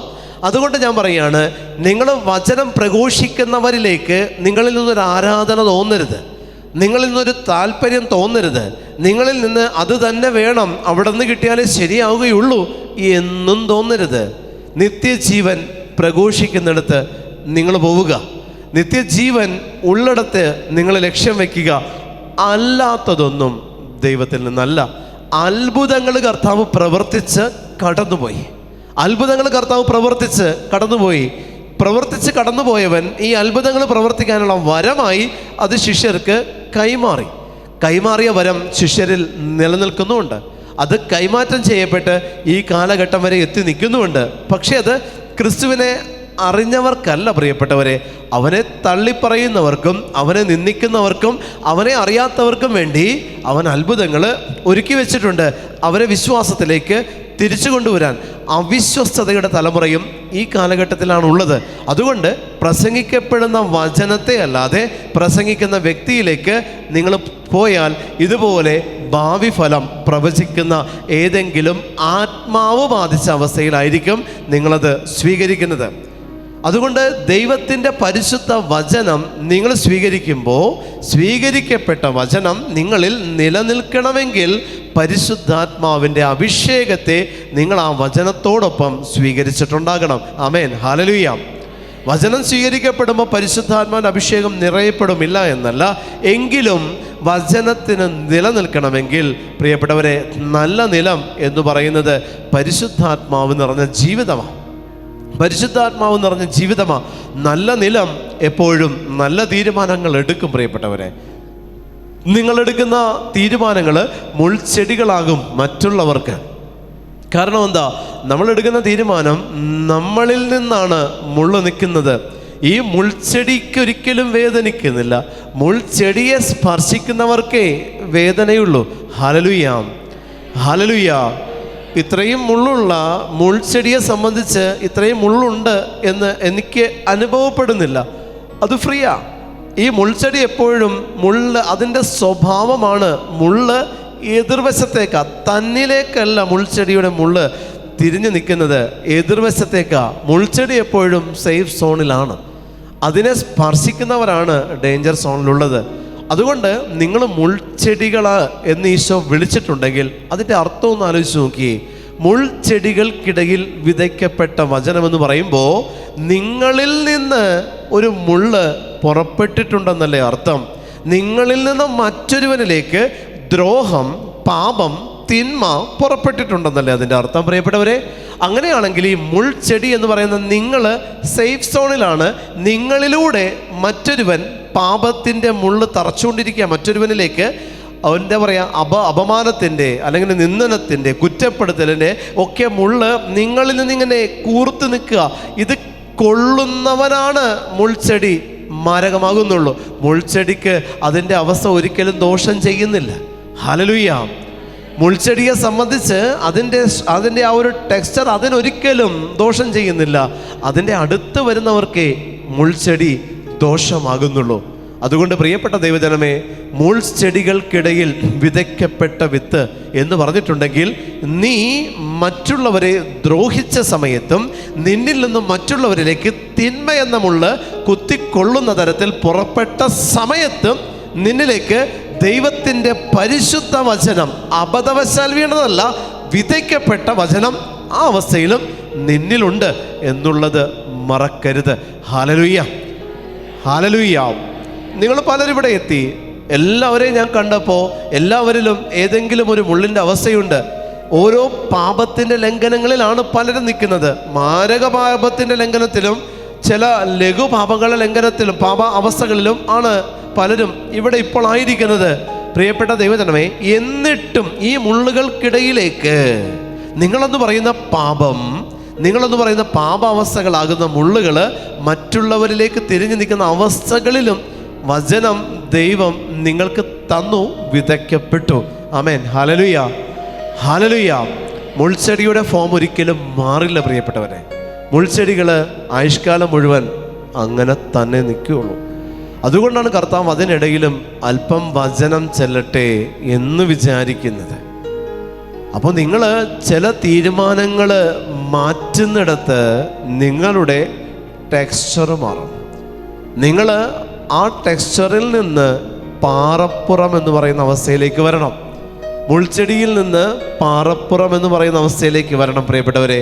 അപ്പോൾ നമ്മൾ വിചാരിക്കും മുള്ളില്ലാത്ത അവസ്ഥയിലേക്ക് പ്രവേശിക്കപ്പെട്ടു എന്നുള്ളത്. പ്രിയമുള്ളവരെ, നമ്മളിൽ ദൈവത്തിൻ്റെ വചനം, വിതയ്ക്കപ്പെട്ട വചനം, നിങ്ങൾ എത്രത്തോളം അതിനെ സ്വീകരിക്കുന്നുവോ അത്രത്തോളം അത് സ്വീകരിക്കപ്പെടും. നിങ്ങൾ എത്രത്തോളം അതിനെ ആഗ്രഹത്തോടെ കാത്തിരിക്കുന്നുവോ അത് നിങ്ങളിൽ അത്രയും ആഗ്രഹത്തോടെ പ്രവേശിക്കും. പ്രവേശിക്കപ്പെട്ടതിനെ സൂക്ഷിക്കാനൊരു ലോക്കർ നിങ്ങളിൽ ഇല്ലെങ്കിലേ നിങ്ങൾക്ക് ഈ വചനം പ്രശ്നമാകുന്നുള്ളൂ. പ്രവേശിക്കപ്പെട്ട വചനത്തിനെ ഹോൾഡ് ചെയ്യാൻ നിങ്ങൾക്ക് പറ്റാത്ത തരത്തിൽ പാപത്തിൻ്റെ സാഹചര്യം നിങ്ങളിൽ ഉണ്ടെങ്കിലേ ഈ വചനം നിങ്ങൾക്ക് എതിർവശത്തേക്ക് പോകുള്ളൂ പ്രിയപ്പെട്ടവരെ. അപ്പോൾ പ്രവേശിക്കപ്പെട്ട വചനത്തെ ഹോൾഡ് ചെയ്യാൻ എനിക്ക് എന്തുണ്ടാകണം? മുൾച്ചെടികൾക്കിടയിലേക്ക് പ്രവേശിക്കപ്പെട്ട വചനം, അതിലൂടെ കടന്ന് നല്ല നിലം എന്ന് പറയുന്ന എൻ്റെ ജീവിതാവസ്ഥയിലേക്ക് അതിനെ ഞാൻ എത്തിക്കണം. ഹല്ലേലൂയ. ഈശോ പറഞ്ഞത് കേട്ടേ, നല്ല നിലം എന്ന് പറയുന്ന അവസ്ഥയിലേക്ക് വിതയ്ക്കപ്പെട്ടുള്ളൂ. വചനം വീണപ്പോൾ നല്ല നിലമായി എന്ന് വിതച്ചവൻ പറഞ്ഞില്ല. വചനം വീണപ്പോൾ നല്ല നിലമായെങ്കിൽ മുൾച്ചെടി നല്ല നിലമാകേണ്ടതാ, ആയില്ല. പാറപ്പുറം സോഫ്റ്റ് ആവണം. വചനം വിതയ്ക്കപ്പെട്ടപ്പോൾ അതും സോഫ്റ്റ് ആയില്ല. അപ്പം അതിൻ്റെ അർത്ഥം എന്താ? വചനം വിതച്ചത് കൊണ്ട്, വചനം നിന്നിലേക്ക് പ്രവേശിച്ചത് കൊണ്ട് നീ നല്ല നിലമാകും എന്നില്ല. നിന്റെ നല്ല നിലത്തിൻ്റെ അവസ്ഥയിലേക്ക് വചനം വരുന്നത് വരെ ഇപ്പോൾ ഇവിടെ നിന്ന് പുറപ്പെട്ട വചനം നിന്റെ മുൾച്ചെടി എന്ന് പറയുന്ന അവസ്ഥയിൽ ഇപ്പോൾ അത് ഉടക്കി കിടക്കുക. നിന്റെ പാറപ്പുറം എന്ന് പറയുന്ന അവസ്ഥയിൽ അത് വെയിലേറ്റുകൊണ്ടിരിക്കുക. പ്രിയപ്പെട്ട ദൈവജനമേ, ഈ അവസ്ഥയിൽ ഇത് വിതയ്ക്കപ്പെട്ടിട്ടുണ്ട്. അതിൻ്റെ മാറ്റ് കുറയില്ല, വചനത്തിൻ്റെ മാറ്റ് കുറയില്ല, വിതയ്ക്കപ്പെട്ട വിത്തിൻ്റെ മാറ്റിന് കുറവില്ല. അത് കർത്താവായ യേശുക്രിസ്തു തന്നെയാ. ഇതിൽ നിന്ന് അതിനെ നല്ല നിലത്തിലേക്ക് നീ വലിച്ചിടണം. അപ്പോൾ മുൾച്ചെടി എന്ന് പറയുന്ന അവസ്ഥയിൽ നിന്നൊരു മാറ്റം സൃഷ്ടിക്കാൻ ഈ വചനം നിങ്ങളിൽ പ്രവേശിക്കപ്പെട്ട വചനത്തിന് ശക്തിയുണ്ട്. ആമേൻ, ഹല്ലേലൂയ, ഹല്ലേലൂയ, ഹല്ലേലൂയ, ഹല്ലേലൂയ. പ്രവേശിക്കപ്പെട്ടിട്ടുണ്ട് പരിശുദ്ധ വചനം. ഇവിടെ ഭാവി ഫലം പ്രവചിക്കുന്ന ഒരു പെൺകുട്ടി, അടിമ പെൺകുട്ടി. അവളെപ്പറ്റി സ്ലീഹ പറയുന്നത് കൂട്ടെ നിങ്ങൾക്ക് പറയുന്നത് നിങ്ങളൊന്ന് കേട്ട് നോക്കിയേ. അവൻ പറയുന്നു, തന്നെ അസഹ്യപ്പെടുത്തി. സ്ലീഹയെ അവൾ ഈ പറയുന്നത്, അവൾ പറഞ്ഞത് നല്ല കാര്യമല്ലേ? അവൾ പറഞ്ഞെന്താ? അവൾ പറഞ്ഞത് ഇവര് ദൈവത്തിൻ്റെ മക്കളാ, അവർ നിങ്ങളോട് രക്ഷയുടെ സുവിശേഷം പ്രസംഗിക്കുന്നു. എന്താ അതിൽ തെറ്റ്? തെറ്റെന്താ? തെറ്റില്ല. പക്ഷേ ഉള്ളിൽ ദൈവത്വമുള്ള വ്യക്തിയെ സംബന്ധിച്ച് ഇവള് പറഞ്ഞത് തെറ്റായി മാറുന്നത് എപ്പോഴാ? ആ അധരത്തിലൂടെ പുറത്തു വരുന്നത് ദൈവിക സ്വരമല്ലെന്ന് തിരിച്ചറിയാൻ സാധിച്ചതാർക്കാണ്? ദൈവത്വമുള്ളവർക്ക് മാത്രമേ സാധിക്കുകയുള്ളൂ. അതുകൊണ്ടാണ് ഞാൻ പറഞ്ഞത്, പരിശുദ്ധാത്മാവിനെ സ്വീകരിക്കാൻ നിങ്ങളെ സംബന്ധിച്ച് ദൈവത്തെ അറിയാത്തവർ ദൈവത്തെ സ്വീകരിക്കാൻ പോകുമ്പോൾ അവിടെ ഒരു ഒരുക്കത്തിൻ്റെ ആവശ്യമില്ല. എങ്ങനെയെങ്കിലും ഒന്ന് പോയാൽ മതി. പക്ഷെ ദൈവത്തെ അറിഞ്ഞവൻ ദൈവത്തെ കേൾക്കാൻ പോകുമ്പോൾ അവനതിന് മാസങ്ങൾ ഒരുങ്ങി ചെന്നില്ലെങ്കിൽ പ്രഘോഷിക്കപ്പെടുന്ന ആ പ്രവചനങ്ങൾ ഇതുപോലെയുള്ളതാണോ ഇല്ലയോ എന്നുള്ളത് തിരിച്ചറിയാൻ നമുക്ക് പറ്റില്ല. ബാക്കിയുള്ള ആരും ആ പെൺകുട്ടിയെ കുറ്റപ്പെടുത്തുന്നില്ല. അവളിൽ നിന്ന് പുറപ്പെട്ടത് സദ്വചനങ്ങളായിട്ട് അവർ സ്വീകരിച്ചു. അവരുടെ ഭാവിയെക്കുറിച്ച് അവർ കേട്ടു. ഇവരെക്കുറിച്ചും അവൾ പറഞ്ഞത് നന്മ മാത്രമാണ്. നമുക്ക് നന്മയായിട്ട് തോന്നുന്നതെല്ലാം നന്മയല്ല എന്ന് നമുക്കൊരു ബോധ്യം തരണമെങ്കിൽ നിൻ്റെ ഒരുക്കവും നിൻ്റെ അനുതാപവുമാണ് അവിടെ ദൈവം അതിന് പ്രതീക്ഷിക്കുന്നത്. ഞാൻ പറഞ്ഞില്ലേ, നിങ്ങളെ കൂടാതെ ദൈവത്തിന് ശക്തിയില്ല. നിങ്ങൾ ഒരുങ്ങിയാൽ, നിങ്ങൾ പരിശുദ്ധാത്മാവിനെ സ്വീകരിക്കാൻ തയ്യാറെടുത്ത് നിങ്ങളതിനെ സ്വീകരിച്ചാൽ വീണ്ടും അത് നിങ്ങളിലേക്ക് നൽകപ്പെടും. ഇല്ലാത്തവനിൽ നിന്ന് ഉണ്ടെന്ന് അവൻ പറയുന്നത് പോലും തിരിച്ചെടുക്കപ്പെടും പ്രിയപ്പെട്ടവർ. അതുകൊണ്ട് ഉണ്ട് എന്ന് ഇല്ലാത്തവൻ മേന്മ ഭാവിക്കരുത്. ഹാലലുയ്യ, അഭിഷേകത്തോടെ ഹാലലുയ്യ, ഹാലലുയ്യ, ഹാലലുയ്യ, ഹാലലുയ്യ. ഇവിടെ ഈ വചനത്തിൽ എഴുതി വെച്ചതെന്ന് നോക്കി, ഞങ്ങൾ പ്രാർത്ഥനാ കേന്ദ്രത്തിലേക്ക് പോകുമ്പോൾ ആണ് ഭാവി ഫലം പ്രവചിക്കുന്ന ആത്മാവ് ബാധിച്ച അടിമ പെൺകുട്ടി എന്ന് പറയുന്നത്. ആത്മാവനാണ് അവൾ അടിമയായത്, അവളുടെ യജമാനന്മാരുടെ അടിമയല്ല അവള്. അങ്ങനെ പറഞ്ഞിട്ടില്ല. ആത്മാവിൻ്റെ അടിമ, ഭാവി ഫലം പ്രവചിക്കുന്ന ആത്മാവിൻ്റെ അടിമയായിട്ട് അവൾ ജീവിക്കുക.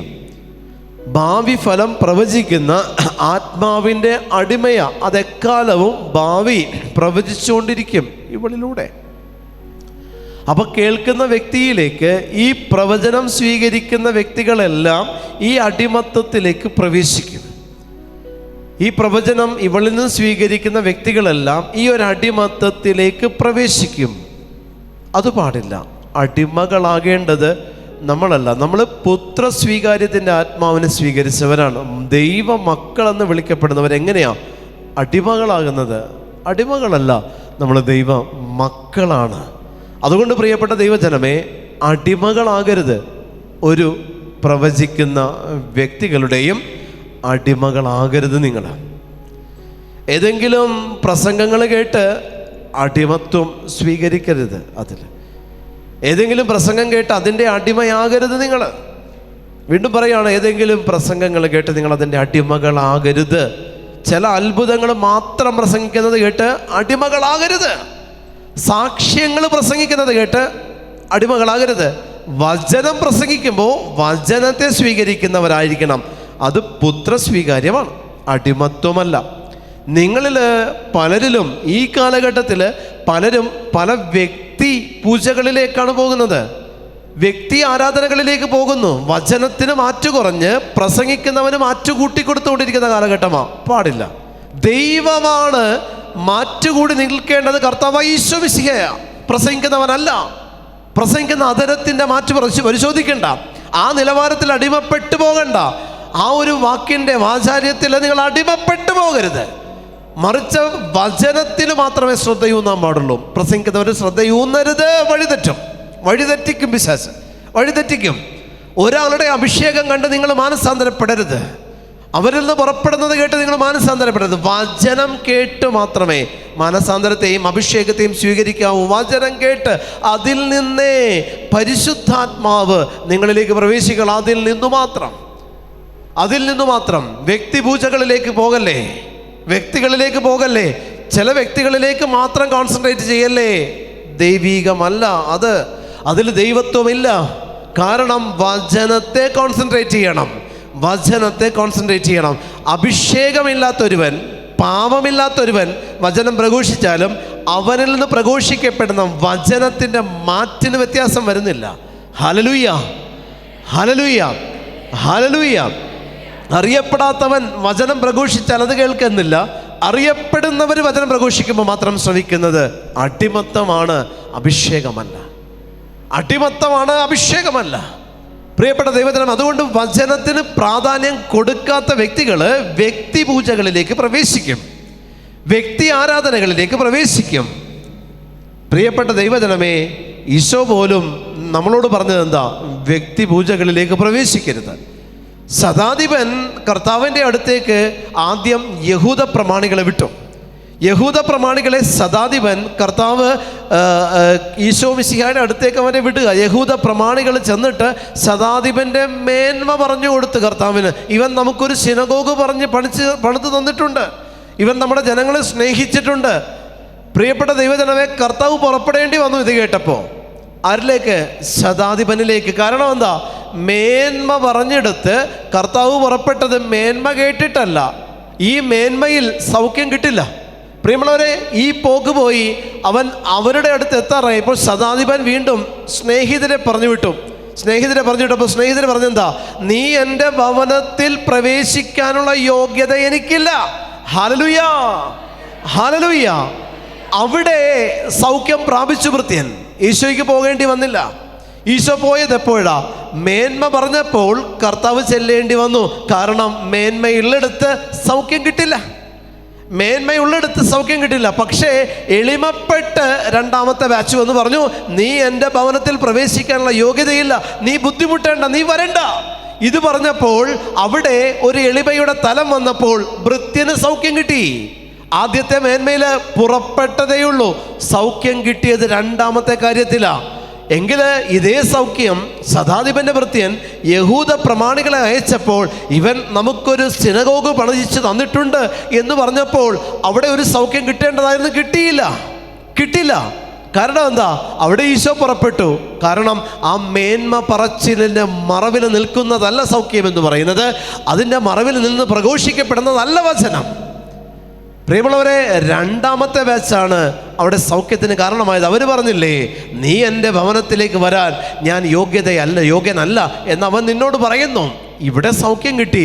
അവർ തിരിച്ചു ചെന്നപ്പോൾ ഭൃത്യൻ സുഖം പ്രാപിച്ചിരിക്കുന്നതായിട്ട് കണ്ടു. എവിടെയാ കർത്താവിൻ്റെ കരം പ്രവർത്തിച്ചത്? എളിമയിലാണ്.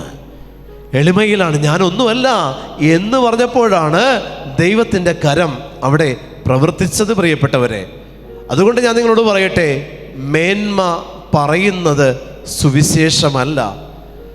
സുവിശേഷത്തിന് നിങ്ങൾ ഒരാളുടെ മേന്മ പറഞ്ഞു മാറ്റുകൂട്ടേണ്ട ഗതികേട് കർത്താവിൻ്റെ സുവിശേഷത്തിനില്ല. ശുശ്രൂഷകനിൽ നിന്ന് എന്തെങ്കിലും സ്വീകരിച്ച് സുവിശേഷത്തിൻ്റെ മാറ്റുകൂട്ടി ജനങ്ങൾക്ക് കൊടുക്കേണ്ട ഗതികെട്ടവനല്ല കർത്താവായ ഈശോ മിശിഹ. അതുകൊണ്ട് പ്രിയപ്പെട്ട ദൈവജനമേ, വചനം സ്വീകരിച്ച മതി നിങ്ങൾ, വചനത്തെ ഉൾക്കൊണ്ട മതി നിങ്ങൾ. വചനമാണ് നിങ്ങളിലേക്ക് പ്രവേശിക്കേണ്ടത്. പ്രസംഗിക്കുന്ന വ്യക്തിയെ പ്രവേശിപ്പിക്കരുത്. പ്രസംഗിക്കുന്ന വ്യക്തി അതിൻ്റെ വഴിക്ക് വിട്ടേക്കണേ. വചനത്തെ മാത്രമേ നിങ്ങൾ സ്വീകരിക്കാവൂ. വ്യക്തി ആരാധനകളിലേക്ക്, വ്യക്തിപൂജകളിലേക്ക്, വ്യക്തിത്വത്തെ കണ്ട് പ്രസംഗം കേൾക്കുന്ന അവസ്ഥകളിലേക്ക് പോകരുത്. ആമേൻ, ഹല്ലേലൂയ, ഹല്ലേലൂയ. പ്രസംഗിക്കപ്പെടുന്ന വ്യക്തിയെ കണ്ട് വചനം കേൾക്കാൻ ചെല്ലരുത്. അതിന് പുറകിൽ ഏതോ ഒരു പാപത്തിൻ്റെ മാലിന്യമുണ്ട്. ആകർഷണം തോന്നേണ്ടത് വചനത്തോടായിരിക്കണം. പ്രസംഗിക്കുന്ന വ്യക്തികളോട് ആകർഷണം തോന്നിയാൽ പുറകെ പാപം റെഡിയാണ്. അതുകൊണ്ട് പ്രിയപ്പെട്ട ദൈവജനമേ, പ്രസംഗിക്കപ്പെടുന്ന വ്യക്തിയോട് ആകർഷണം തോന്നാൻ ഇടവരുത്തരുത്. വ്യക്തിയെ വിഗ്രഹമാകരുത്. അവർ പ്രവർത്തിക്കുന്ന അത്ഭുതങ്ങൾ കണ്ടോ, അവരിൽ നിന്ന് പുറപ്പെടുന്ന ശക്തി കണ്ടോ, അവരുടെ മെസ്സേജസ് കണ്ടോ വ്യക്തികളെ വിഗ്രഹമാക്കരുത്.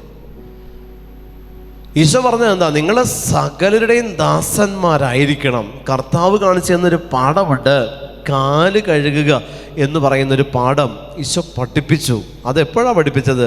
ബലിക്ക് മുൻപാണ്. തിരുവത്താഴത്തിന് മുൻപേ ഈശോ കാല് കഴുകിയുള്ളൂ. അതിനു മുൻപ് കർത്താവിൻ്റെ കാല് കഴുകിയവള് പാപിനിയാണ്. പക്ഷെ തിരുവത്താഴത്തിന് മുൻപ് ഈശോ കാല് കഴുകി. തിരുവത്താഴം പരിശുദ്ധ ബലിക്ക് മുമ്പാണ് എളിമ എന്ന് പറയുന്ന അവസ്ഥ. പരിശുദ്ധ ബലി ഏക പരമയാഗം എന്താ പ്രിയപ്പെട്ടവരെ? ഒരു പള്ളിയിൽ ഒരു പുരോഹിതൻ അർപ്പിക്കുന്ന ബലിയാണ്. ആ ഒരു ബലി നിത്യവും നടക്കപ്പെടുന്നുണ്ട്. ആ ബലിയിലേക്ക് നമ്മൾ പ്രവേശിക്കുമ്പോൾ ഈശോ നമ്മുടെ കാല് കഴുകി ദേവാലയത്തിലേക്ക് പ്രവേശിപ്പിക്കുന്നുമുണ്ട്. പക്ഷേ എന്നെ സംബന്ധിച്ച്, നിങ്ങളെ സംബന്ധിച്ച് നമ്മളിലുള്ള ഓരോ കണ്ണുനീരും, ഓരോ പ്രതികൂല സാഹചര്യങ്ങളും ബലി തന്നെയാണ് പ്രിയപ്പെട്ടവരെ. ഈ ബലിക്ക് മുന്നേ എല്ലാം നീ എളിമപ്പെട്ട് കാല് കഴുകി കൊടുത്താൽ മതി. ബലി പൂർണ്ണ ബലിയായിട്ട് മാറ്റപ്പെടും. നിന്റെ കണ്ണുനീരിന് ഒരു ഫലം കിട്ടണമെങ്കിൽ നീ ബലിയുടെ മാറ്ററിയണം, ബലിയുടെ യോഗ്യത അറിയണം. അവിടെ ഞാൻ പറയുകയാണ്, വീണ്ടും യേശുവിൻ്റെ നാമത്തിൽ പറയട്ടെ, ആ ബലിയുടെ യോഗ്യത എന്ന് പറയുന്നത്, ബലിക്ക് യോഗ്യത ഉണ്ടായതെപ്പോഴാണ്?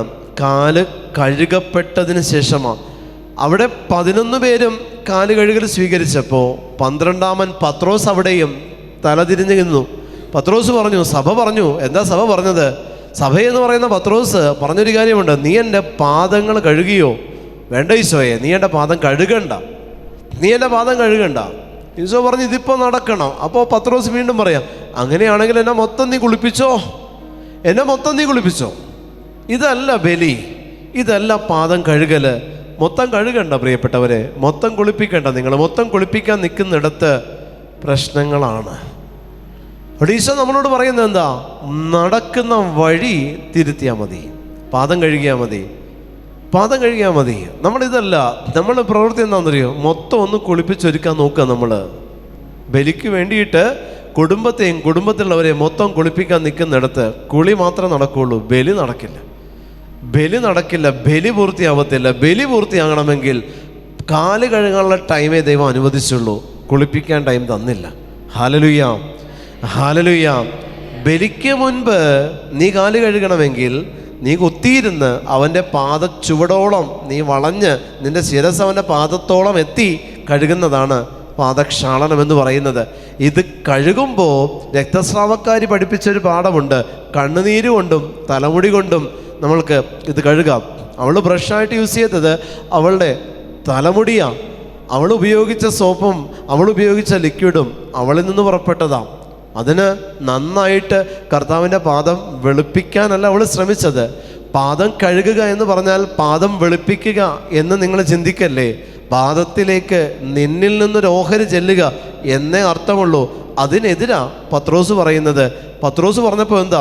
പാദം മാത്രമല്ല, എൻ്റെ കരങ്ങളും എൻ്റെ ശിരസും നീ കഴുകിക്കോ, കഴുകിക്കോ. കഴുകില്ല. എന്തുകൊണ്ട്? പത്രോസ് ചോദിച്ചത് നമ്മൾ എന്തു ചോദിക്കുമോ അതാണ് പത്രോസ് അന്നേ ചോദിച്ചു വെച്ചത്. ഞാൻ പറഞ്ഞില്ലേ, പത്രോസ് പറയുന്നതെല്ലാം സഭാ മക്കൾക്ക് പറയാനുള്ളത് പത്രോസിനെ കൊണ്ട് പറയിപ്പിച്ച് ബൈബിളിൽ എഴുതി ചേർത്ത് വെച്ചതാ. ഇത് നമ്മൾ ഇപ്പോഴും ചോദിക്കുന്ന കാര്യം തന്നെയാ. കാല് മാത്രം കഴിയിട്ട് എന്താ കാര്യം? എന്നെ മൊത്തം കുളിപ്പിച്ച് ഈശോയെ. നമ്മളിതാ ദൈവം കുളിപ്പിച്ചാൽ കുളിക്കാൻ നിൽക്കുന്നവരാ നമ്മൾ. ഹല്ലേലൂയ, ഹല്ലേലൂയ, ഹല്ലേലൂയ.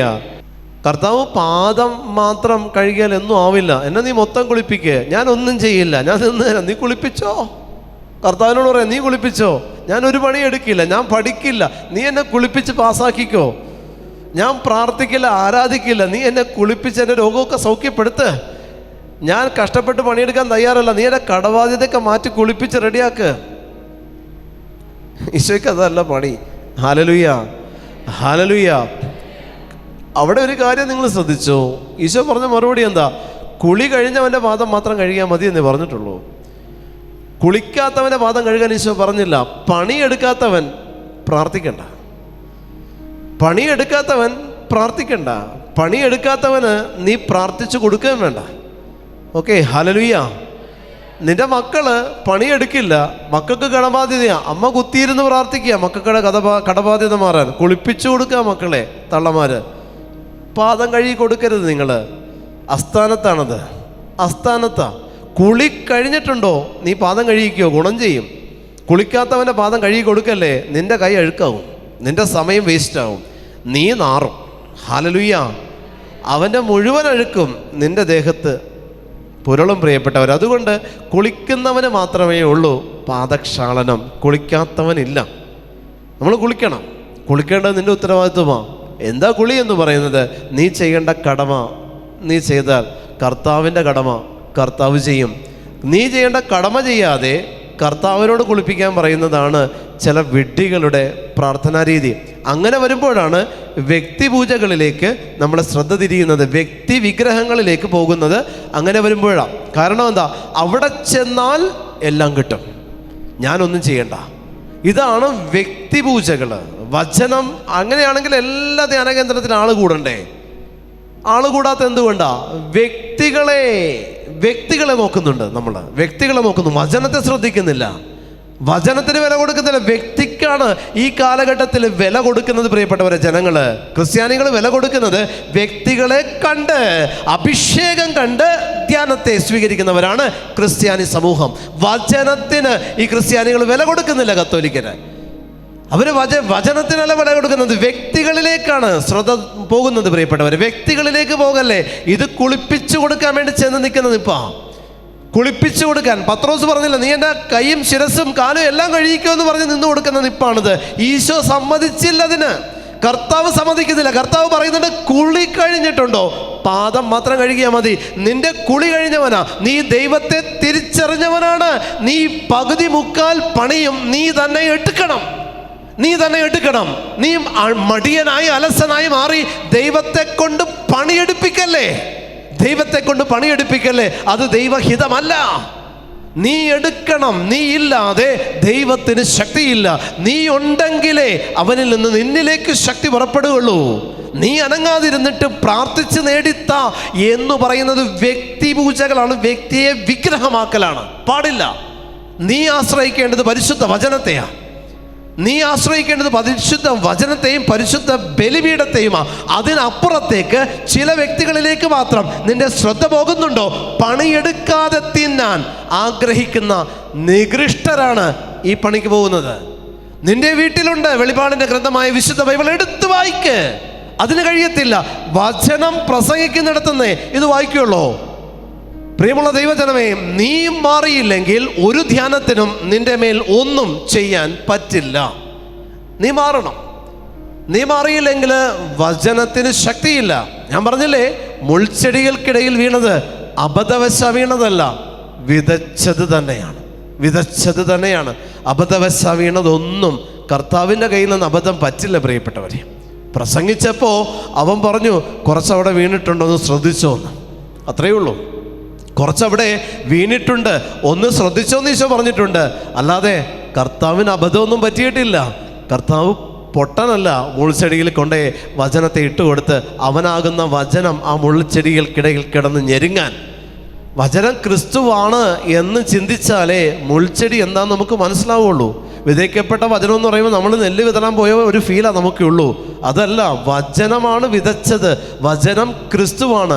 വിതയ്ക്കപ്പെട്ടവനാണ് മുൾച്ചെടികൾക്കിടയിൽ കിടന്ന് ഞെരുങ്ങുന്നതൊന്ന് ആലോചിച്ച് നോക്കി. അവൻ്റെ അവസ്ഥ ഒന്ന് ആലോചിച്ച് നോക്കി. ആ ക്രിസ്തുവിൻ്റെ അവസ്ഥ ഒന്ന് ആലോചിച്ച് നോക്കി. നിന്റെ പാപകരമായ അവസ്ഥയിലും വിതയ്ക്കാൻ അവൻ തയ്യാറാ. പക്ഷെ നീയാണ് തയ്യാറാവാത്തത്. കാരണം എന്താ? എല്ലാം കിട്ടണം.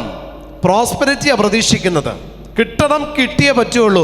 അതുകൊണ്ട് ഇവിടെ പോയാൽ പറ്റില്ല. നമ്മളിങ്ങനെ നോക്കും, ഇത് വേണ്ട, ഇത് ഓക്കെയാ, ഇവിടെ ചെന്നാൽ നടക്കും. ബാക്കിയുള്ളിടത്ത് എന്താ? വചനമല്ലേ പ്രസംഗിക്കുന്നത്? ബാക്കിയുള്ളിടത്ത് എന്താ? വചനമല്ലേ കൊടുക്കുന്നത്? പ്രിയമുള്ളവരെ, അഭിഷേകം കണ്ട് കണ്ണ് മഞ്ഞളിക്കല്ലേ. ആരുടെയും, ഞങ്ങളെപ്പോലെ ഒരുത്തൻ്റെ അഭിഷേകം കണ്ട് നിങ്ങളുടെ കണ്ണിൽ മഞ്ഞപ്പ് വരരുത്. കാരണം അത് ദൈവീകമല്ല.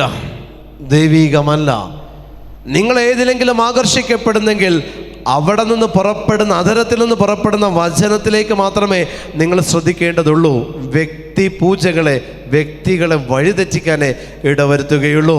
ഹല്ലേലൂയ, ഹല്ലേലൂയ, ഹല്ലേലൂയ, ഹല്ലേലൂയ, ഹല്ലേലൂയ. ദൈവം കൊടുത്ത അഭിഷേകം ഒരു വ്യക്തിയിൽ, ഒരു ശുശ്രൂഷകനിൽ നിത്യകാലം നിൽക്കാനുള്ള അഭിഷേകമാണ് കർത്താവായ ദൈവം ഒരു ശുശ്രൂഷകന് കൊടുത്തിരിക്കുന്നത്. നിത്യകാലം നിലനിൽക്കാനുള്ള അഭിഷേകമാണ്. അത് കെടുത്തിക്കളയുന്ന ശുശ്രൂഷകനല്ല.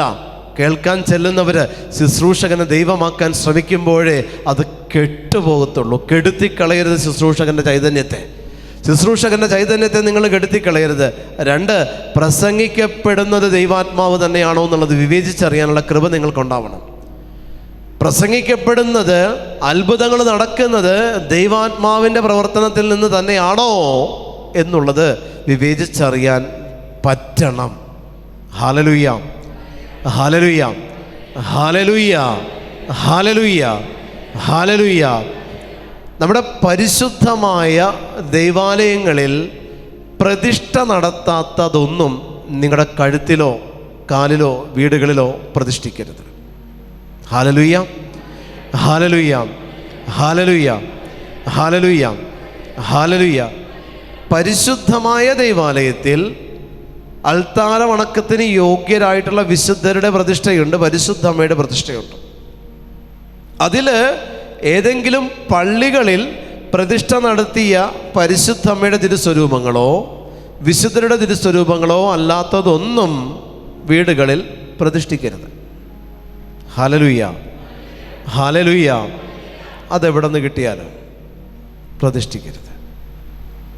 ദേവാലയത്തിൽ പ്രതിഷ്ഠിച്ചിട്ടുണ്ടോ? സഭ അംഗീകരിച്ചതാണ്. വത്തിക്കാൻ പരിശുദ്ധ സിംഹാസനം അംഗീകരിച്ചതാണ്. അത് നിനക്ക് നിൻ്റെ വീട്ടിലും പ്രതിഷ്ഠിക്കാം. അല്ലാത്തത് അതെന്തിൻ്റെ രൂപത്തിലാണെങ്കിലും പ്രതിഷ്ഠിക്കരുത്.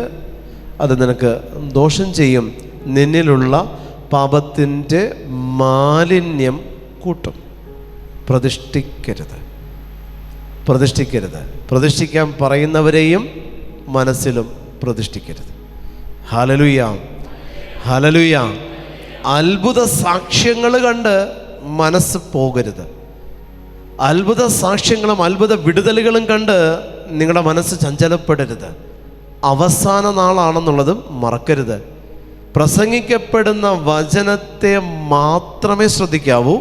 അത്ഭുതങ്ങൾ നോക്കരുത്, അടയാളങ്ങൾ നോക്കരുത്, അവിടെ പൈശാചിക ശക്തികൾ വിട്ടുപോകുന്നത് നോക്കരുത്. ഒന്നും നിങ്ങൾ നോക്കരുത്. വചനത്തെ നോക്കുക, അതിനെ സ്വീകരിക്കുക, തിരിച്ചു പോരുക. അഭ്യാസങ്ങൾ ചെയ്യരുത്, ഭക്ത അഭ്യാസങ്ങൾ ചെയ്യരുത്. Hallelujah, hallelujah. ഭക്ത അഭ്യാസങ്ങൾ ചെയ്യുന്നിടത്ത് പ്രിയപ്പെട്ട ദൈവജനമേ, നിങ്ങൾക്കത് ദോഷം ചെയ്യും. ഭക്ത അഭ്യാസങ്ങൾ ചെയ്യരുത്. ഭക്തി ആരാധനയായിട്ടേ മാറാൻ പാടുള്ളൂ. അത് ത്രിയേക ദൈവത്തിലേക്കല്ലാതെ ഞങ്ങളെപ്പോലെ ഒരുത്തനിലേക്ക് ആരാധന വരരുത്. ദേവാലയത്തിൽ പ്രതിഷ്ഠിച്ച മാതാവിൻ്റെ തിരുസ്വരൂപമാണോ നിൻ്റെ വീട്ടിലും വെച്ചോ. ദേവാലയങ്ങളിൽ ഇല്ലാത്ത മാതാവിൻ്റെ തിരുസ്വരൂപങ്ങൾ നിൻ്റെ വീട്ടിൽ വെക്കരുത്, വെക്കരുത്. തിന്മയാണ്. സഭയുടെ ഔദ്യോഗികമായിട്ടുള്ള അനൗൺസ്മെൻ്റ് ഇല്ലാത്തതൊന്നും പ്രതിഷ്ഠിക്കരുത്, തെറ്റാണ്. സഭ ഔദ്യോഗികമായിട്ട് പറയാത്തതൊന്നും ഭവനങ്ങളിൽ കീപ്പ് ചെയ്യാൻ പാടില്ല. അത് വ്യക്തിപൂജയാണ്, വിഗ്രഹാരാധനയാണ്. സഭ അനുവദിക്കാത്തതാണ്. ഈ വിഗ്രഹം വെച്ച പല കുടുംബങ്ങളും പ്രിയപ്പെട്ട ദൈവജനമേ പിന്നീട് അങ്ങോട്ട് പോയ അവസ്ഥകളുണ്ട്. പിന്നീട് അങ്ങോട്ട് പോയ അവസ്ഥകളെപ്പറ്റി ഞാൻ പറയുന്നില്ല. അതുകൊണ്ട് നിങ്ങളോട് യേശുവിൻ്റെ നാമത്തിൽ പറയുകയാണ്, വിഗ്രഹങ്ങൾ സ്ഥാപിക്കരുത്. പരിശുദ്ധ അമ്മയുടെ തിരുസ്വരൂപങ്ങളെ സ്ഥാപിക്കാൻ പാടുള്ളൂ. സഭ ഔദ്യോഗികമായിട്ട് അംഗീകരിച്ചതേ തിരുസ്വരൂപമാകുന്നുള്ളൂ. അല്ലാത്തതെല്ലാം വിഗ്രഹങ്ങളാണ്, വിഗ്രഹാരാധനയാണ്. ഒരിക്കലും വിഗ്രഹത്തെ ആരാധിക്കാൻ സഭ പഠിപ്പിച്ചിട്ടില്ല. തിരുസ്വരൂപങ്ങളെ വണങ്ങാനേ സഭ പഠിപ്പിച്ചിട്ടുള്ളൂ. തെറ്റിദ്ധരിക്കരുത്. മറ്റ് സഭാസമൂഹം നമ്മളെ നിന്ദിക്കുന്നതും ഇത് പറഞ്ഞിട്ടാണ്. അതിനുള്ള വഴി ഒരുക്കി കൊടുത്തതും വിഗ്രഹം സ്ഥാപിച്ച് നമ്മൾ തന്നെയാണ്. തിരുസ്വരൂപങ്ങൾ വിഗ്രഹങ്ങളല്ല. കാരണം പരിശുദ്ധ സിംഹാസനം അനുവദിച്ചതെല്ലാം തിരുസ്വരൂപങ്ങളാണ്, വിഗ്രഹങ്ങളല്ല. പരിശുദ്ധ സിംഹാസനം അനുവദിക്കാത്തതെല്ലാം വിഗ്രഹങ്ങളാണ്, തിരുസ്വരൂപങ്ങളല്ല. ഹല്ലേലൂയ. ജപമണികളിൽ അമ്മയുടെ പത്രം വരുമ്പോൾ, അമ്മയുടെ ചിത്രം വരുമ്പോൾ അമ്മയെ ഇട്ടുരുട്ടരുത് നിങ്ങൾ. ജപമണികൾ പറഞ്ഞില്ലേ, ജപമണികൾ. അമ്മ വിശുദ്ധ ഡൊമിനിക്കിന് ജപമാല കൊടുത്തപ്പോൾ അമ്മയുടെ തിരുസ്വരൂപം പതിഞ്ഞ ജപമാലയല്ല അമ്മ കൊടുത്തത്. അതിൽ അമ്മ കൊടുത്തത് മണികളാണ്. മണികൾ ഉപയോഗിക്കുമ്പോൾ മെറ്റലിൻ്റേതോ വുഡിൻ്റേതോ നിങ്ങൾക്ക് ഉപയോഗിക്കാം. പ്ലാസ്റ്റിക് കഴിയുന്നതും ഒഴിവാക്കുക, ഒഴിവാക്കുക. നിങ്ങൾ ഞാൻ വീണ്ടും പറയാണ്, പ്രഘോഷിക്കപ്പെടുന്ന വചനം, അതിലാണ് നിങ്ങൾ ശ്രദ്ധിക്കേണ്ടത്. അത്ഭുതങ്ങളുടെ പുറകെ നിങ്ങൾ പോകരുത്, അടയാളങ്ങളുടെ പുറകെ നിങ്ങൾ പോകരുത്. അത് നിങ്ങളെ നാശത്തിലേക്ക് വഴി നടത്തുകയുള്ളൂ. അത്ഭുതങ്ങളുടെയും അടയാളങ്ങളുടെയും പുറകെ നിങ്ങൾ പോയാൽ അത് എത്തി നിൽക്കുന്നത് നിത്യനാശത്തിലാണ്. ഞാൻ വീണ്ടും പറയുന്നു, അൾത്താര വണക്കത്തിൽ നമ്മളുടെ കത്തോലിക്ക സഭയിലുള്ള ഏതെങ്കിലും ദൈവാലയങ്ങളിൽ, ഇടവക ദൈവാലയങ്ങളിൽ പ്രതിഷ്ഠിച്ച മാതാവിൻ്റെ തിരുസ്വരൂപം അല്ലാത്തതൊന്നും സഭ അംഗീകരിക്കാത്തതാണ്. അത് പ്രതിഷ്ഠിക്കാൻ സഭ അനുവാദം തന്നിട്ടില്ല. ചെയ്യരുത്. ആ മാതാവിൻ്റെ രൂപം പതിഞ്ഞതൊന്നും സഭ അനുവാദം തരാത്തതാണ്. ലൂർദ്, ഫാത്തിമ പോലുള്ള അല്ലെങ്കിൽ ഗോഡലൂപ്പെ, ഇതെല്ലാം സഭ ഔദ്യോഗികമായിട്ട് ആ പ്രത്യക്ഷീകരണങ്ങളെ അംഗീകരിച്ചതാണ്. നിങ്ങൾക്ക് ഉപയോഗിക്കാം, തെറ്റില്ല. അത് സഭയുടെ രീതിയാണ്, സഭ പഠിപ്പിച്ചത്, ഉപയോഗിച്ചോ, നോ പ്രോബ്ലം. അതല്ലാത്തത് ഇപ്പം എനിക്ക് പരിശുദ്ധമ്മ പല രീതിയിൽ അമ്മയുടെ ഫേസ് കാണിച്ചു തരുന്നുണ്ട്. ഇതെനിക്കൊരു എന്താ പറയുക, ഒരു കൊത്തുപണിക്കാരൻ്റെ അടുത്ത് കൊണ്ടുപോയിട്ട് ഇങ്ങനെ വരച്ചു കൊടുത്താൽ അയാൾ അതുപോലെ കൊത്തിത്തരും. അനുവാദമില്ല. സഭ അതാണ് ഞാൻ പറഞ്ഞത്, സഭ പഠിപ്പിക്കാത്തത്, സഭയുടെ പഠനത്തിന് വിരുദ്ധമായിട്ടുള്ളത് പാടില്ല, തെറ്റാണ്, ശീലിക്കരുത്, എടുക്കരുത്. ഹല്ലേലൂയ. എന്തെങ്കിലും പ്രസംഗിച്ച് എങ്ങനെയെങ്കിലും അത്ഭുതം നേടാം എന്ന് വിചാരിക്കരുത്. അതൊരു പക്ഷേ ആത്മാവ് ബാധിച്ച അടിമ പെൺകുട്ടിയായിരിക്കും. ഹല്ലേലൂയ. ആത്മാവ് ബാധിച്ച അടിമ പെൺകുട്ടിയിൽ നിന്ന് അനുഗ്രഹം സ്വീകരിക്കാൻ ചെന്ന് നിൽക്കല്ലേ. കാര്യം രണ്ടും പെൺകുട്ടി തന്നെയാണ്. മാതാവും പെണ്ണാണ്, അടിമ പെൺകുട്ടിയും പെണ്ണാണ്. പ്രിയപ്പെട്ട ദൈവജനമേ, ആത്മാവ് ബാധിച്ച അടിമ പെൺകുട്ടിയാണോ എന്നറിയാതെ അമ്മയുടെ അടുത്ത് പോയി മുട്ടുകുത്തരുത്. അബദ്ധം പറ്റരുത്. അവസാന കാലഘട്ടമാണ്. പിശാച് 4 വഴിക്ക് അടിക്കും നമ്മളെ. പിശാച് 4 വഴിക്ക് നമ്മളെ തകർക്കാൻ ശ്രമിക്കുന്ന കാലഘട്ടമാണ്. സാത്താൻ വഴിതെറ്റിക്കുന്ന കാലഘട്ടമാണ്. അതുകൊണ്ടാണ് ഞാൻ പറയുന്നത്, കർത്താവായ ഈശോയുടെ നാമത്തിൽ വചനത്തെ അല്ലാതെ വചനം പ്രസംഗിക്കുന്നവരെ കാണരുത്. വചനത്തെ കാണാളൂ. വചനത്തിലൂടെ വന്ന അത്ഭുതങ്ങൾ വ്യാഖ്യാനിക്കുന്നത് കേൾക്കണ്ട. അത്ഭുതങ്ങൾ പ്രസംഗിക്കുന്നവരെ കേൾക്കണ്ട. വചനം നിത്യജീവൻ, ആത്മാവിൻ്റെ വിശുദ്ധീകരണം, ആത്മാക്കളുടെ രക്ഷ, ഇതിനപ്പുറത്തേക്കൊന്നും പ്രതീക്ഷിക്കരുത്. നിന്റെ ജീവിതത്തിൽ അത്ഭുതം നടക്കുന്നില്ലേ, നിനക്ക് മാറ്റം വന്നാലേ അത് നടക്കുള്ളൂ. നിനക്ക് അത്ഭുതം നടക്കാത്തത് കൊണ്ട് അത്ഭുതം നടക്കുന്നിടത്തേക്ക് പോകരുത്. നിനക്ക് അത്ഭുതം നടക്കുന്നില്ലെങ്കിൽ നീയാണ് മാറേണ്ടത്. നീ അത്ഭുതം നടക്കുന്നിടത്തേക്കല്ല ചെല്ലേണ്ടത്. നിന്റെ ജീവിതത്തിൽ നീ പ്രതീക്ഷിച്ച വ്യത്യാസം വരുന്നില്ലെങ്കിൽ നീയാണ് മാറേണ്ടത്. വ്യത്യാസം വരുത്തുന്നിടത്തേക്കല്ല നീ പോകേണ്ടത്. കാരണം വ്യത്യാസം വരുത്തുന്ന വചനം നിന്റെ വീട്ടിലുണ്ട്. ഹല്ലേലൂയ. വ്യത്യാസം വരുത്തുന്ന പരിശുദ്ധ കുർബാന നിന്റെ ഇടവകയിലുണ്ട്. ഹല്ലേലൂയ. ഇത് രണ്ടുമല്ലാതെ മറ്റൊന്നിൽ നിന്നും വ്യത്യാസം സ്വീകരിക്കരുത്. കത്തോലിക്കർക്കല്ല ധ്യാന കേന്ദ്രങ്ങൾ, വിജാതികർക്ക് വേണ്ടിയിട്ടാണ് കർത്താവ് ധ്യാന കേന്ദ്രങ്ങൾ നിലനിർത്തിയിരിക്കുന്നത്. വിജാതിയർ വന്ന് യേശുവിനെ അറിഞ്ഞ് അവർ കർത്താവിനെ പ്രഘോഷിക്കട്ടെ, അതിനാണ് ധ്യാന കേന്ദ്രങ്ങളും മറ്റും. അല്ലാത്തതൊന്നും നമുക്ക് ആവശ്യമില്ല പ്രിയപ്പെട്ടവർ. നമ്മൾക്ക് ആവശ്യം ഇതാണ്. അത് വീട്ടിലുണ്ട്. നമ്മളുടെ സഭ എല്ലാ വീടുകളിലേക്കും പരിശുദ്ധ ബൈബിള് എത്തിച്ചിട്ടുണ്ട്. ഇടവകയിലൂടെ, ഭക്തസംഘടനകളിലൂടെയൊക്കെ. ഞാൻ എത്രയോ, എൻ്റെ കയ്യിൽ എപ്പോഴും ഒരു 10-50 ബൈബിളെങ്കിലും ഇപ്പോഴും ഉണ്ട്. എൻ്റെ കയ്യിൽ ഒരു 50 എണ്ണം. ഇല്ലാത്തവർക്ക് കൊടുക്കും, വെറുതെ കൊടുക്കും. പൈസ ഉള്ളപ്പോൾ മേടിച്ച് ഇങ്ങനെ കളക്ട് ചെയ്ത് ഇങ്ങനെ അട്ടിയിട്ട് വെക്കും. അപ്പോൾ എവിടെയെങ്കിലും നോർത്ത് ഈസ്റ്റ് ആ ഭാഗത്തേക്കൊക്കെ പോകുമ്പോൾ എൻ്റെ ലഗേജിന് വെയിറ്റ് കൂടുന്നത് ഈ ബൈബിൾ കൊണ്ടാണ്. ഇതും കൊണ്ട് പോയി അവർക്ക് കൊടുക്കും. അപ്പോൾ അവർ പറയും ഇത് മലയാളമല്ലേ, ഞങ്ങൾക്കൊന്നും മനസ്സിലാവില്ല. ഞാൻ ഇത് സൂക്ഷിക്കുക, ഇത് ഇത് തുറന്ന് പിടിക്കുക, ഇത് പിടിച്ച് പ്രാർത്ഥിക്കുക. അവിടെയുള്ള സിസ്റ്റേഴ്സോ അവിടെയുള്ള ഏതെങ്കിലും മലയാളം അറിയാവുന്നവർ, അവരെ കൊണ്ട് ഇത് പഠിപ്പിക്കുക. അവർ പറഞ്ഞു കൊടുക്കും. അവരുടെ ലാംഗ്വേജിൽ ബൈബിൾ പ്രിൻ്റ് ചെയ്യപ്പെട്ടിട്ടില്ല. അത് ട്രൈബ്സാണ്, അവർക്കറിയില്ല. അത് നമ്മളുടെ ലാംഗ്വേജ് ഇംഗ്ലീഷോ ഹിന്ദിയോ അവർക്കറിയത്തില്ല. ട്രൈബൽ ഗോത്രങ്ങളാണ്, ഗോത്രവർഗ്ഗക്കാരാണ്. അപ്പോൾ അവർക്ക് ഈ ഭാഷ അറിയത്തില്ല. അപ്പോൾ പറഞ്ഞു കൊടുക്കും, കൊണ്ടേ കൊടുക്കും. സൂക്ഷിക്കും. വചനം സൂക്ഷിച്ചാൽ മതി. വചനം പ്രസംഗിക്കുന്നവരെ നിങ്ങൾ സൂക്ഷിക്കണ്ട. ഹല്ലേലൂയ. വചനത്തെ സൂക്ഷിച്ചാൽ മതി. വചനം പ്രസംഗിക്കുന്നവർ അവരെ സ്വയം സൂക്ഷിച്ചോളും. നിങ്ങൾ സൂക്ഷിച്ച് വെക്കണ്ട. വചനം സൂക്ഷിച്ച് വെച്ചാൽ മതി. വീട്ടിൽ വചനം സൂക്ഷിച്ച് വെക്കണേ.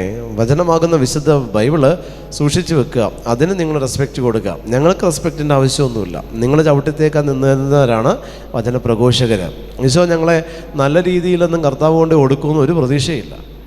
അതുകൊണ്ടാണ് പല കാര്യങ്ങളും പച്ചക്ക് വിളിച്ച് പറയുന്നതും കിട്ടാൻ തയ്യാറായിട്ട് തന്നെയാണ് പറയുന്നത്. ഒരു പേടിയില്ല. ഇവിടെ വിട്ടാൽ മറ്റൊരു സ്ഥലം കർത്താവ് ഒരുക്കിയിട്ടെന്നുള്ള ദൃഢനിശ്ചയം, ദൃഢബോധ്യവും ഉണ്ട് എനിക്ക്. ഞാൻ കള്ളത്തരം ചേർക്കില്ല വചനത്തിൽ. വചനം മാത്രമേ പഠിപ്പിക്കുകയുള്ളൂ. എന്നെ പ്രഘോഷിക്കാറില്ല. വചനത്തെ പ്രഘോഷിക്കുകയുള്ളൂ. ചിലരുണ്ട് സ്വയം പ്രഘോഷിക്കപ്പെടും. എൻ്റെ അടുത്ത് വന്നപ്പോൾ അത് അങ്ങനെ സംഭവിച്ചു, എൻ്റെ അടുത്ത് വന്നപ്പോൾ ഇങ്ങനെ. അത് വേണ്ട, വചനം പ്രഘോഷിച്ചാൽ മതി. വചനം മതി, വചനം മാത്രം മതി. എൻ്റെ അടുത്ത് വന്ന് പ്രാർത്ഥിച്ചാലേ നടക്കുള്ളൂ. അത് വേണ്ട, ഞാൻ ചെയ്യുന്നതാണ് ശരി, അത് വേണ്ട, അത് വേണ്ട, അത് വേണ്ട, അത് ശരിയല്ല, അത് ശരിയല്ല. ആ രീതി വചനമാണ്, ക്രിസ്തുവാണ് മഹത്വപ്പെടേണ്ടത്. ക്രിസ്തുവിനെ പ്രഘോഷിക്കുന്നവരെ മഹത്വപ്പെടരുത്. ക്രിസ്തുവെ മഹത്വപ്പെടാൻ പാടുള്ളൂ. വചനമാണ് സത്യം. പരിശുദ്ധ ബലിയിലല്ലാതെ, വചനത്തിലല്ലാതെ വ്യക്തികൾ പ്രഘോഷിക്കപ്പെടുമ്പോൾ, വ്യക്തികളിലൂടെ എൻ്റെ അടുത്ത് വന്നപ്പോൾ ഇന്ന കാര്യം നടന്നു എന്ന് പ്രഘോഷിക്കുന്നിടത്ത് പോകല്ലേ. വചനത്തെ പറയുന്നിടത്ത്, വചനത്തെ വ്യാഖ്യാനിക്കുന്നിടത്ത്, വചനത്തെ വിളമ്പുന്നിടത്തേ വിടുതലുള്ളൂ. അതല്ലാത്തിടത്തൊന്നും ഇല്ല പ്രിയപ്പെട്ടവരെ. അതുകൊണ്ട് എത്ര വലിയ അഭിഷേകം കണ്ടാലും നിങ്ങളുടെ കണ്ണ് അതിലേക്ക് പോകരുത്, വചനത്തിലേക്ക് മാത്രം പോകണം. നിങ്ങൾ നോക്കുമ്പോൾ കർത്താവ് ഇതുപോലെ ഒന്നും ഞങ്ങൾ വേറെ എങ്ങും കണ്ടിട്ടില്ല എന്ന് പറഞ്ഞു പോകരുത്. അങ്ങനെ പറഞ്ഞു പോയവരാരും കർത്താവിൻ്റെ കുരിശിൻ ചുവട് വരെ എത്തിയില്ല. കർത്താവിൻ്റെ അത്ഭുതങ്ങൾ ശ്രദ്ധിച്ചവർ, പ്രാപിച്ചവരാരും കർത്താവിൻ്റെ കുരിശിൻ ചുവട് വരെ എത്തിയില്ല. അവിടെ കണ്ണുനീരൊഴുക്കിയവരാണ് കർത്താവിൻ്റെ കുരിശിൻ ചുവട്ടിലുണ്ടായിരുന്നവർ. കണ്ണുനീരൊഴുക്കി കർത്താവിൻ്റെ കുരിശിൻ ചുവട്ടിൽ തന്നവരെ അവിടെ വരെ എത്തിയുള്ളൂ. ബാക്കിയുള്ളവരാരും, അത്ഭുതങ്ങൾ പ്രാപിച്ചവരും അത്ഭുതങ്ങൾ നേടിയെടുത്തവരെ ഒന്നും, വെളിപാടിൻ്റെ ഗ്രന്ഥമായ വിശുദ്ധ ബൈബിളിലെ 4 സുവിശേഷങ്ങൾ എടുത്തു നോക്കിക്കോ. എത്രയേറെ അത്ഭുതങ്ങൾ, 35 അത്ഭുതങ്ങൾ നടത്തിയത് ആരും കർത്താവിൻ്റെ കുരിശിൻ ചുവട്ടിൽ എത്തിയില്ല. എന്താ കാര്യം? അത്ഭുതങ്ങളും കൊണ്ട് അവർ തിരിച്ചുപോയി. അത്ഭുതങ്ങളും കൊണ്ട് അവർ തിരിച്ചുപോയി. ബാക്കിയുള്ളിടത്ത് അതല്ല സംഭവിച്ചത്. ബാക്കിയുള്ളവർ കർത്താവിനെ കേൾക്കാൻ, കർത്താവിൻ്റെ സഹനത്തിൽ പങ്കാളിയവരായവര് വളരെ ചുരുക്കമേ ഉള്ളൂ. അതുകൊണ്ടാണ് ഞാൻ നിങ്ങളോട് പറയുന്നത്, നിങ്ങൾ മരിച്ചാൽ നിങ്ങളുടെ ആത്മാവ് സ്വർഗത്തിൽ എത്തുന്നതായിരിക്കണം ഈ ഭൂമിയിൽ ജീവിച്ചിരിക്കുമ്പോൾ നിങ്ങളുടെ അധ്വാനം എന്ന് പറയുന്നത്. നിങ്ങൾ മരിച്ചാൽ നിങ്ങളുടെ ആത്മാവ് എത്തേണ്ടടുത്ത് എത്തണം. നിത്യജീവൻ, അതിനപ്പുറത്തേക്കൊന്നും നിങ്ങൾ പ്രതീക്ഷിക്കരുത്. നിത്യജീവൻ ലക്ഷ്യമാക്കിയേ ജീവിക്കാൻ പാടുള്ളൂ. നിത്യജീവൻ അതിലെയുള്ള എല്ലാം, അതിനപ്പുറത്തേക്കും ഇല്ല, ഇപ്പുറത്തേക്കും ഇല്ല പ്രിയപ്പെട്ടവർ. അതിനപ്പുറത്തേക്ക് എന്തെങ്കിലും പ്രഘോഷിക്കുന്നുണ്ടെങ്കിൽ ദൈവത്തിൽ നിന്നല്ല. നിങ്ങൾക്കതിൻ്റെ ആവശ്യമില്ല. ക്രിസ്ത്യാനിക്ക് അത്ഭുതങ്ങളുടെ ആവശ്യമില്ല. കാരണം ഓൾറെഡി നിങ്ങൾ ക്രിസ്തുവിനെ അറിയുന്നവരാ. ക്രിസ്തുവിനെ അറിയാത്തവരിൽ അത്ഭുതങ്ങൾ വേണം. കാരണം അവർ ക്രിസ്തുവിനെ അറിയണമെങ്കിൽ വിശ്വസിക്കുന്നതൊന്ന് അവർക്ക് കിട്ടിയേ പറ്റുള്ളൂ. പലരും എന്നോട് പറഞ്ഞിട്ടുണ്ട്, ഒരടയാളം കിട്ടില്ല, കാരണം നീ ക്രിസ്ത്യാനിയാ. ഒരു മകൻ എൻ്റെ അടുത്ത് വന്നിട്ട് പറയാണ്, ഈ ചങ്ങനാശ്ശേരി തന്നെ വേറെ സ്ഥലത്ത് ധ്യാനിപ്പിച്ചപ്പോൾ, അവിടെ 2-3 മാസം മുമ്പ്, ഇവരെന്ത് പറഞ്ഞിട്ടും ഇവൻ പറയുന്നത് ഇതെല്ലാം തെറ്റാ, ഇതെല്ലാം നടക്കും, സയൻസ് തെളിയിച്ചിട്ടുണ്ട്, ഇതൊന്നുമില്ലാതെ നടക്കും. വല്ല മുറിച്ചു മാറ്റിയ കാലുകൾ നീണ്ടു വരട്ടെ പ്രാർത്ഥിക്കുമ്പോൾ, അപ്പം ഞാൻ വിശ്വസിക്കാം. അങ്ങനെ പ്രകടമായിട്ടുള്ള അത്ഭുതങ്ങൾ വരട്ടെ. ഞെരിഞ്ഞൊക്കെ ഇരിക്കുന്നത് നിവർന്ന് വരുമ്പോൾ ഞാൻ വിശ്വസിക്കാം ഇത് കർത്താവാണെന്ന്. ഞാൻ പറഞ്ഞു, നീ വിശ്വസിക്കണമെന്നോ എനിക്കോ തമ്പുരാനോ ഒരു നിർബന്ധവും ഇല്ല. നീ അവനെ വിശ്വസിക്കും. കാരണം നിന്റെ തലയിൽ മാമോദീസ ജലം വീണിട്ടില്ലേ, അത് മതി കർത്താവിന് നിന്നെ നേടിയെടുക്കാൻ. നിന്റെ വിശ്വാസത്തിൻ്റെ ആവശ്യമില്ല. നിന്റെ സമയത്തിൻ്റെ പൂർത്തീകരണമാകുമ്പോൾ നല്ലൊരു ക്യാൻസറോ നല്ല തീവ്രമായിട്ടുള്ളൊരു സഹനമോ നിനക്ക് തരുമ്പോൾ നീ തന്നെ നിലവിളിച്ച് പറയും, ഈശോയെ രക്ഷിക്കണേ. അവന് ഒരു അത്ഭുതവും കർത്താവ് കാണിച്ചു കൊടുക്കില്ല. അത് അഹങ്കാരത്തിൻ്റെ സ്വരമാണ്, അഹങ്കാരത്തിൻ്റെ സ്വരം. ഞാൻ പറഞ്ഞു, നീ ഇത്രയും കാലം ജീവിച്ചിരിക്കുന്നത് കർത്താവിൻ്റെ കരുണ കൊണ്ടാ, കർത്താവിൻ്റെ കരുണ കൊണ്ടാ. ഇവൻ്റെ ലൈഫ് എടുത്താൽ ഇവൻ പഠിക്കാൻ തുടങ്ങിയ കാലഘട്ടം തൊട്ട് ഇവന് ദുരിതമാണ്. ഡിഗ്രി പോലും അവൻ കംപ്ലീറ്റ് ചെയ്തിട്ടില്ല. പക്ഷേ ഇവൻ എന്താ പറയുക, ഇവൻ്റെ വാഗ്വാദത്തിൽ ഏർപ്പെട്ടാൽ ഇവൻ പറയുന്ന കാര്യങ്ങൾ ഒരു തരത്തിലും നമുക്ക് ആക്സെപ്റ്റ് ചെയ്യാൻ പറ്റില്ല. പ്രിയപ്പെട്ട ദൈവജനമേ, പല ടോക്കുകൾ നിങ്ങൾ കേൾക്കാനായിട്ട് നിങ്ങൾക്ക് യൂട്യൂബിൽ അവസരമുണ്ട്. കേൾക്കല്ലേ, എടുത്തു വെച്ച് വചനം വായിക്ക്. എൻ്റെ ഉൾപ്പെടെ ഒരു ടോക്ക് നിങ്ങൾ കേൾക്കണ്ട. കേൾക്കാത്തവർ കേൾക്കട്ടെ, നിങ്ങൾ കേൾക്കരുത്. അറിയാത്തവരറിയട്ടെ. നിങ്ങൾ അറിഞ്ഞവരാ, നിങ്ങൾ സ്വീകരിച്ചവരാ, നിങ്ങൾ കുളി കഴിഞ്ഞവരാ. വീണ്ടും കുളിക്കാൻ നിൽക്കല്ലേ, കുളി കഴിഞ്ഞവരാ. കുളിപ്പിക്കാൻ വേണ്ടി കർത്താവിൻ്റെ അടുത്ത് നിന്ന് നിൽക്കരുത്. കുളി കഴിഞ്ഞവരാ. പാദം കഴുകിയാൽ മതി, വഴി ക്ലിയർ ആക്കിയാൽ മതി. ആമേൻ. ഹല്ലേലൂയ, ഹല്ലേലൂയ, ഹല്ലേലൂയ. എൻ്റെ പ്രിയപ്പെട്ടവരെ, ഈ ഒരു 3 ദിവസത്തെ ധ്യാനം നിങ്ങൾക്ക് തന്നത് മറ്റൊന്നുമല്ല, തിരിച്ചറിവുകളാണ്. ആ തിരിച്ചറിവ് നിങ്ങൾക്ക് കിട്ടിയിട്ടുണ്ടെങ്കിൽ അത് നിങ്ങൾ കീപ്പ് ചെയ്താൽ ആയുഷ്കാലം മുഴുവൻ നിങ്ങൾക്കത് ഗുണം ചെയ്യുള്ളൂ. വേറൊന്നും നിങ്ങൾ പ്രതീക്ഷിക്കേണ്ട.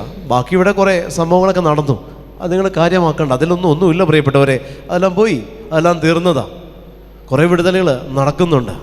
അത് ഈശോയുടെ കരുണയാണ്, അല്ലാതെ ആരുടെ മേന്മയല്ല, ഒരാളുടെ മേന്മയല്ല. അതുകൊണ്ട് ഇവിടെ നിന്ന് കിട്ടിയ തിരിച്ചറിവുകൾ നിങ്ങളുടെ ജീവിതത്തിൽ നിങ്ങൾ പ്രായോഗികമാക്കിയാൽ, കുളിപ്പിക്കാൻ നിന്ന് കൊടുക്കാതെ കുളിച്ചിട്ട് കാല് കഴുകിയാൽ മതി കർത്താവ് എന്ന് പറയുന്നിടത്താണ് കർത്താവിൻ്റെ ശക്തിയുള്ളൂ. എന്നെ കുളിപ്പിച്ചതാ എന്ന് പറയുന്നിടത്ത് കർത്താവ് അതനുസരിച്ച ചരിത്രമില്ല. അതുകൊണ്ട് പ്രിയമുള്ള ദൈവജനമേ, കുളി കഴിഞ്ഞിട്ട് നിങ്ങൾ ചെന്ന് നിൽക്കുന്നവർ ഈശോയുടെ മുമ്പിൽ, അതുകൊണ്ട് വീണ്ടും ഒരു കുളി പ്രതീക്ഷിക്കരുത്. കാല് കഴുകി വിടും കർത്താവ്, അതേ ഇവിടെ നടന്നിട്ടുള്ളൂ. കാല് കഴുകി വിടുന്ന എന്താ? ഒരുക്കത്തിൻ്റെ സുവിശേഷമാകുന്ന പാദരക്ഷ അണിയിച്ച് വിടുന്നതാണ്. ഇവിടെ നിന്ന് നിങ്ങൾ പോകുന്നത് ഈ പാദരക്ഷ അണിയിച്ചിട്ടാണ്. ഈ പാദരക്ഷ ഊരിയിട്ടാലേ നിങ്ങൾക്കിനി പ്രശ്നമുള്ളൂ. ഈ പാദരക്ഷ ഊരിയിട്ടില്ലെങ്കിൽ നിങ്ങൾക്കൊരു ഗുണവും നിങ്ങൾക്കൊരു കുഴപ്പവും വരില്ല. ഈ പാദരക്ഷ അണിഞ്ഞാൽ മതി പ്രിയപ്പെട്ടവരെ. അതാണ് സത്യത്തിലേക്കും ജീവനിലേക്കും നിങ്ങളെ നയിക്കുന്ന കർത്താവായ ഈശോ മിശിഹായുടെ ഒരുക്കത്തിൻ്റെ, വചനത്തിൻ്റെ, സുവിശേഷത്തിൻ്റെ പാദരക്ഷ. ആമേൻ. ഹല്ലേലൂയ. എഴുന്നേറ്റ് നിൽക്കാം.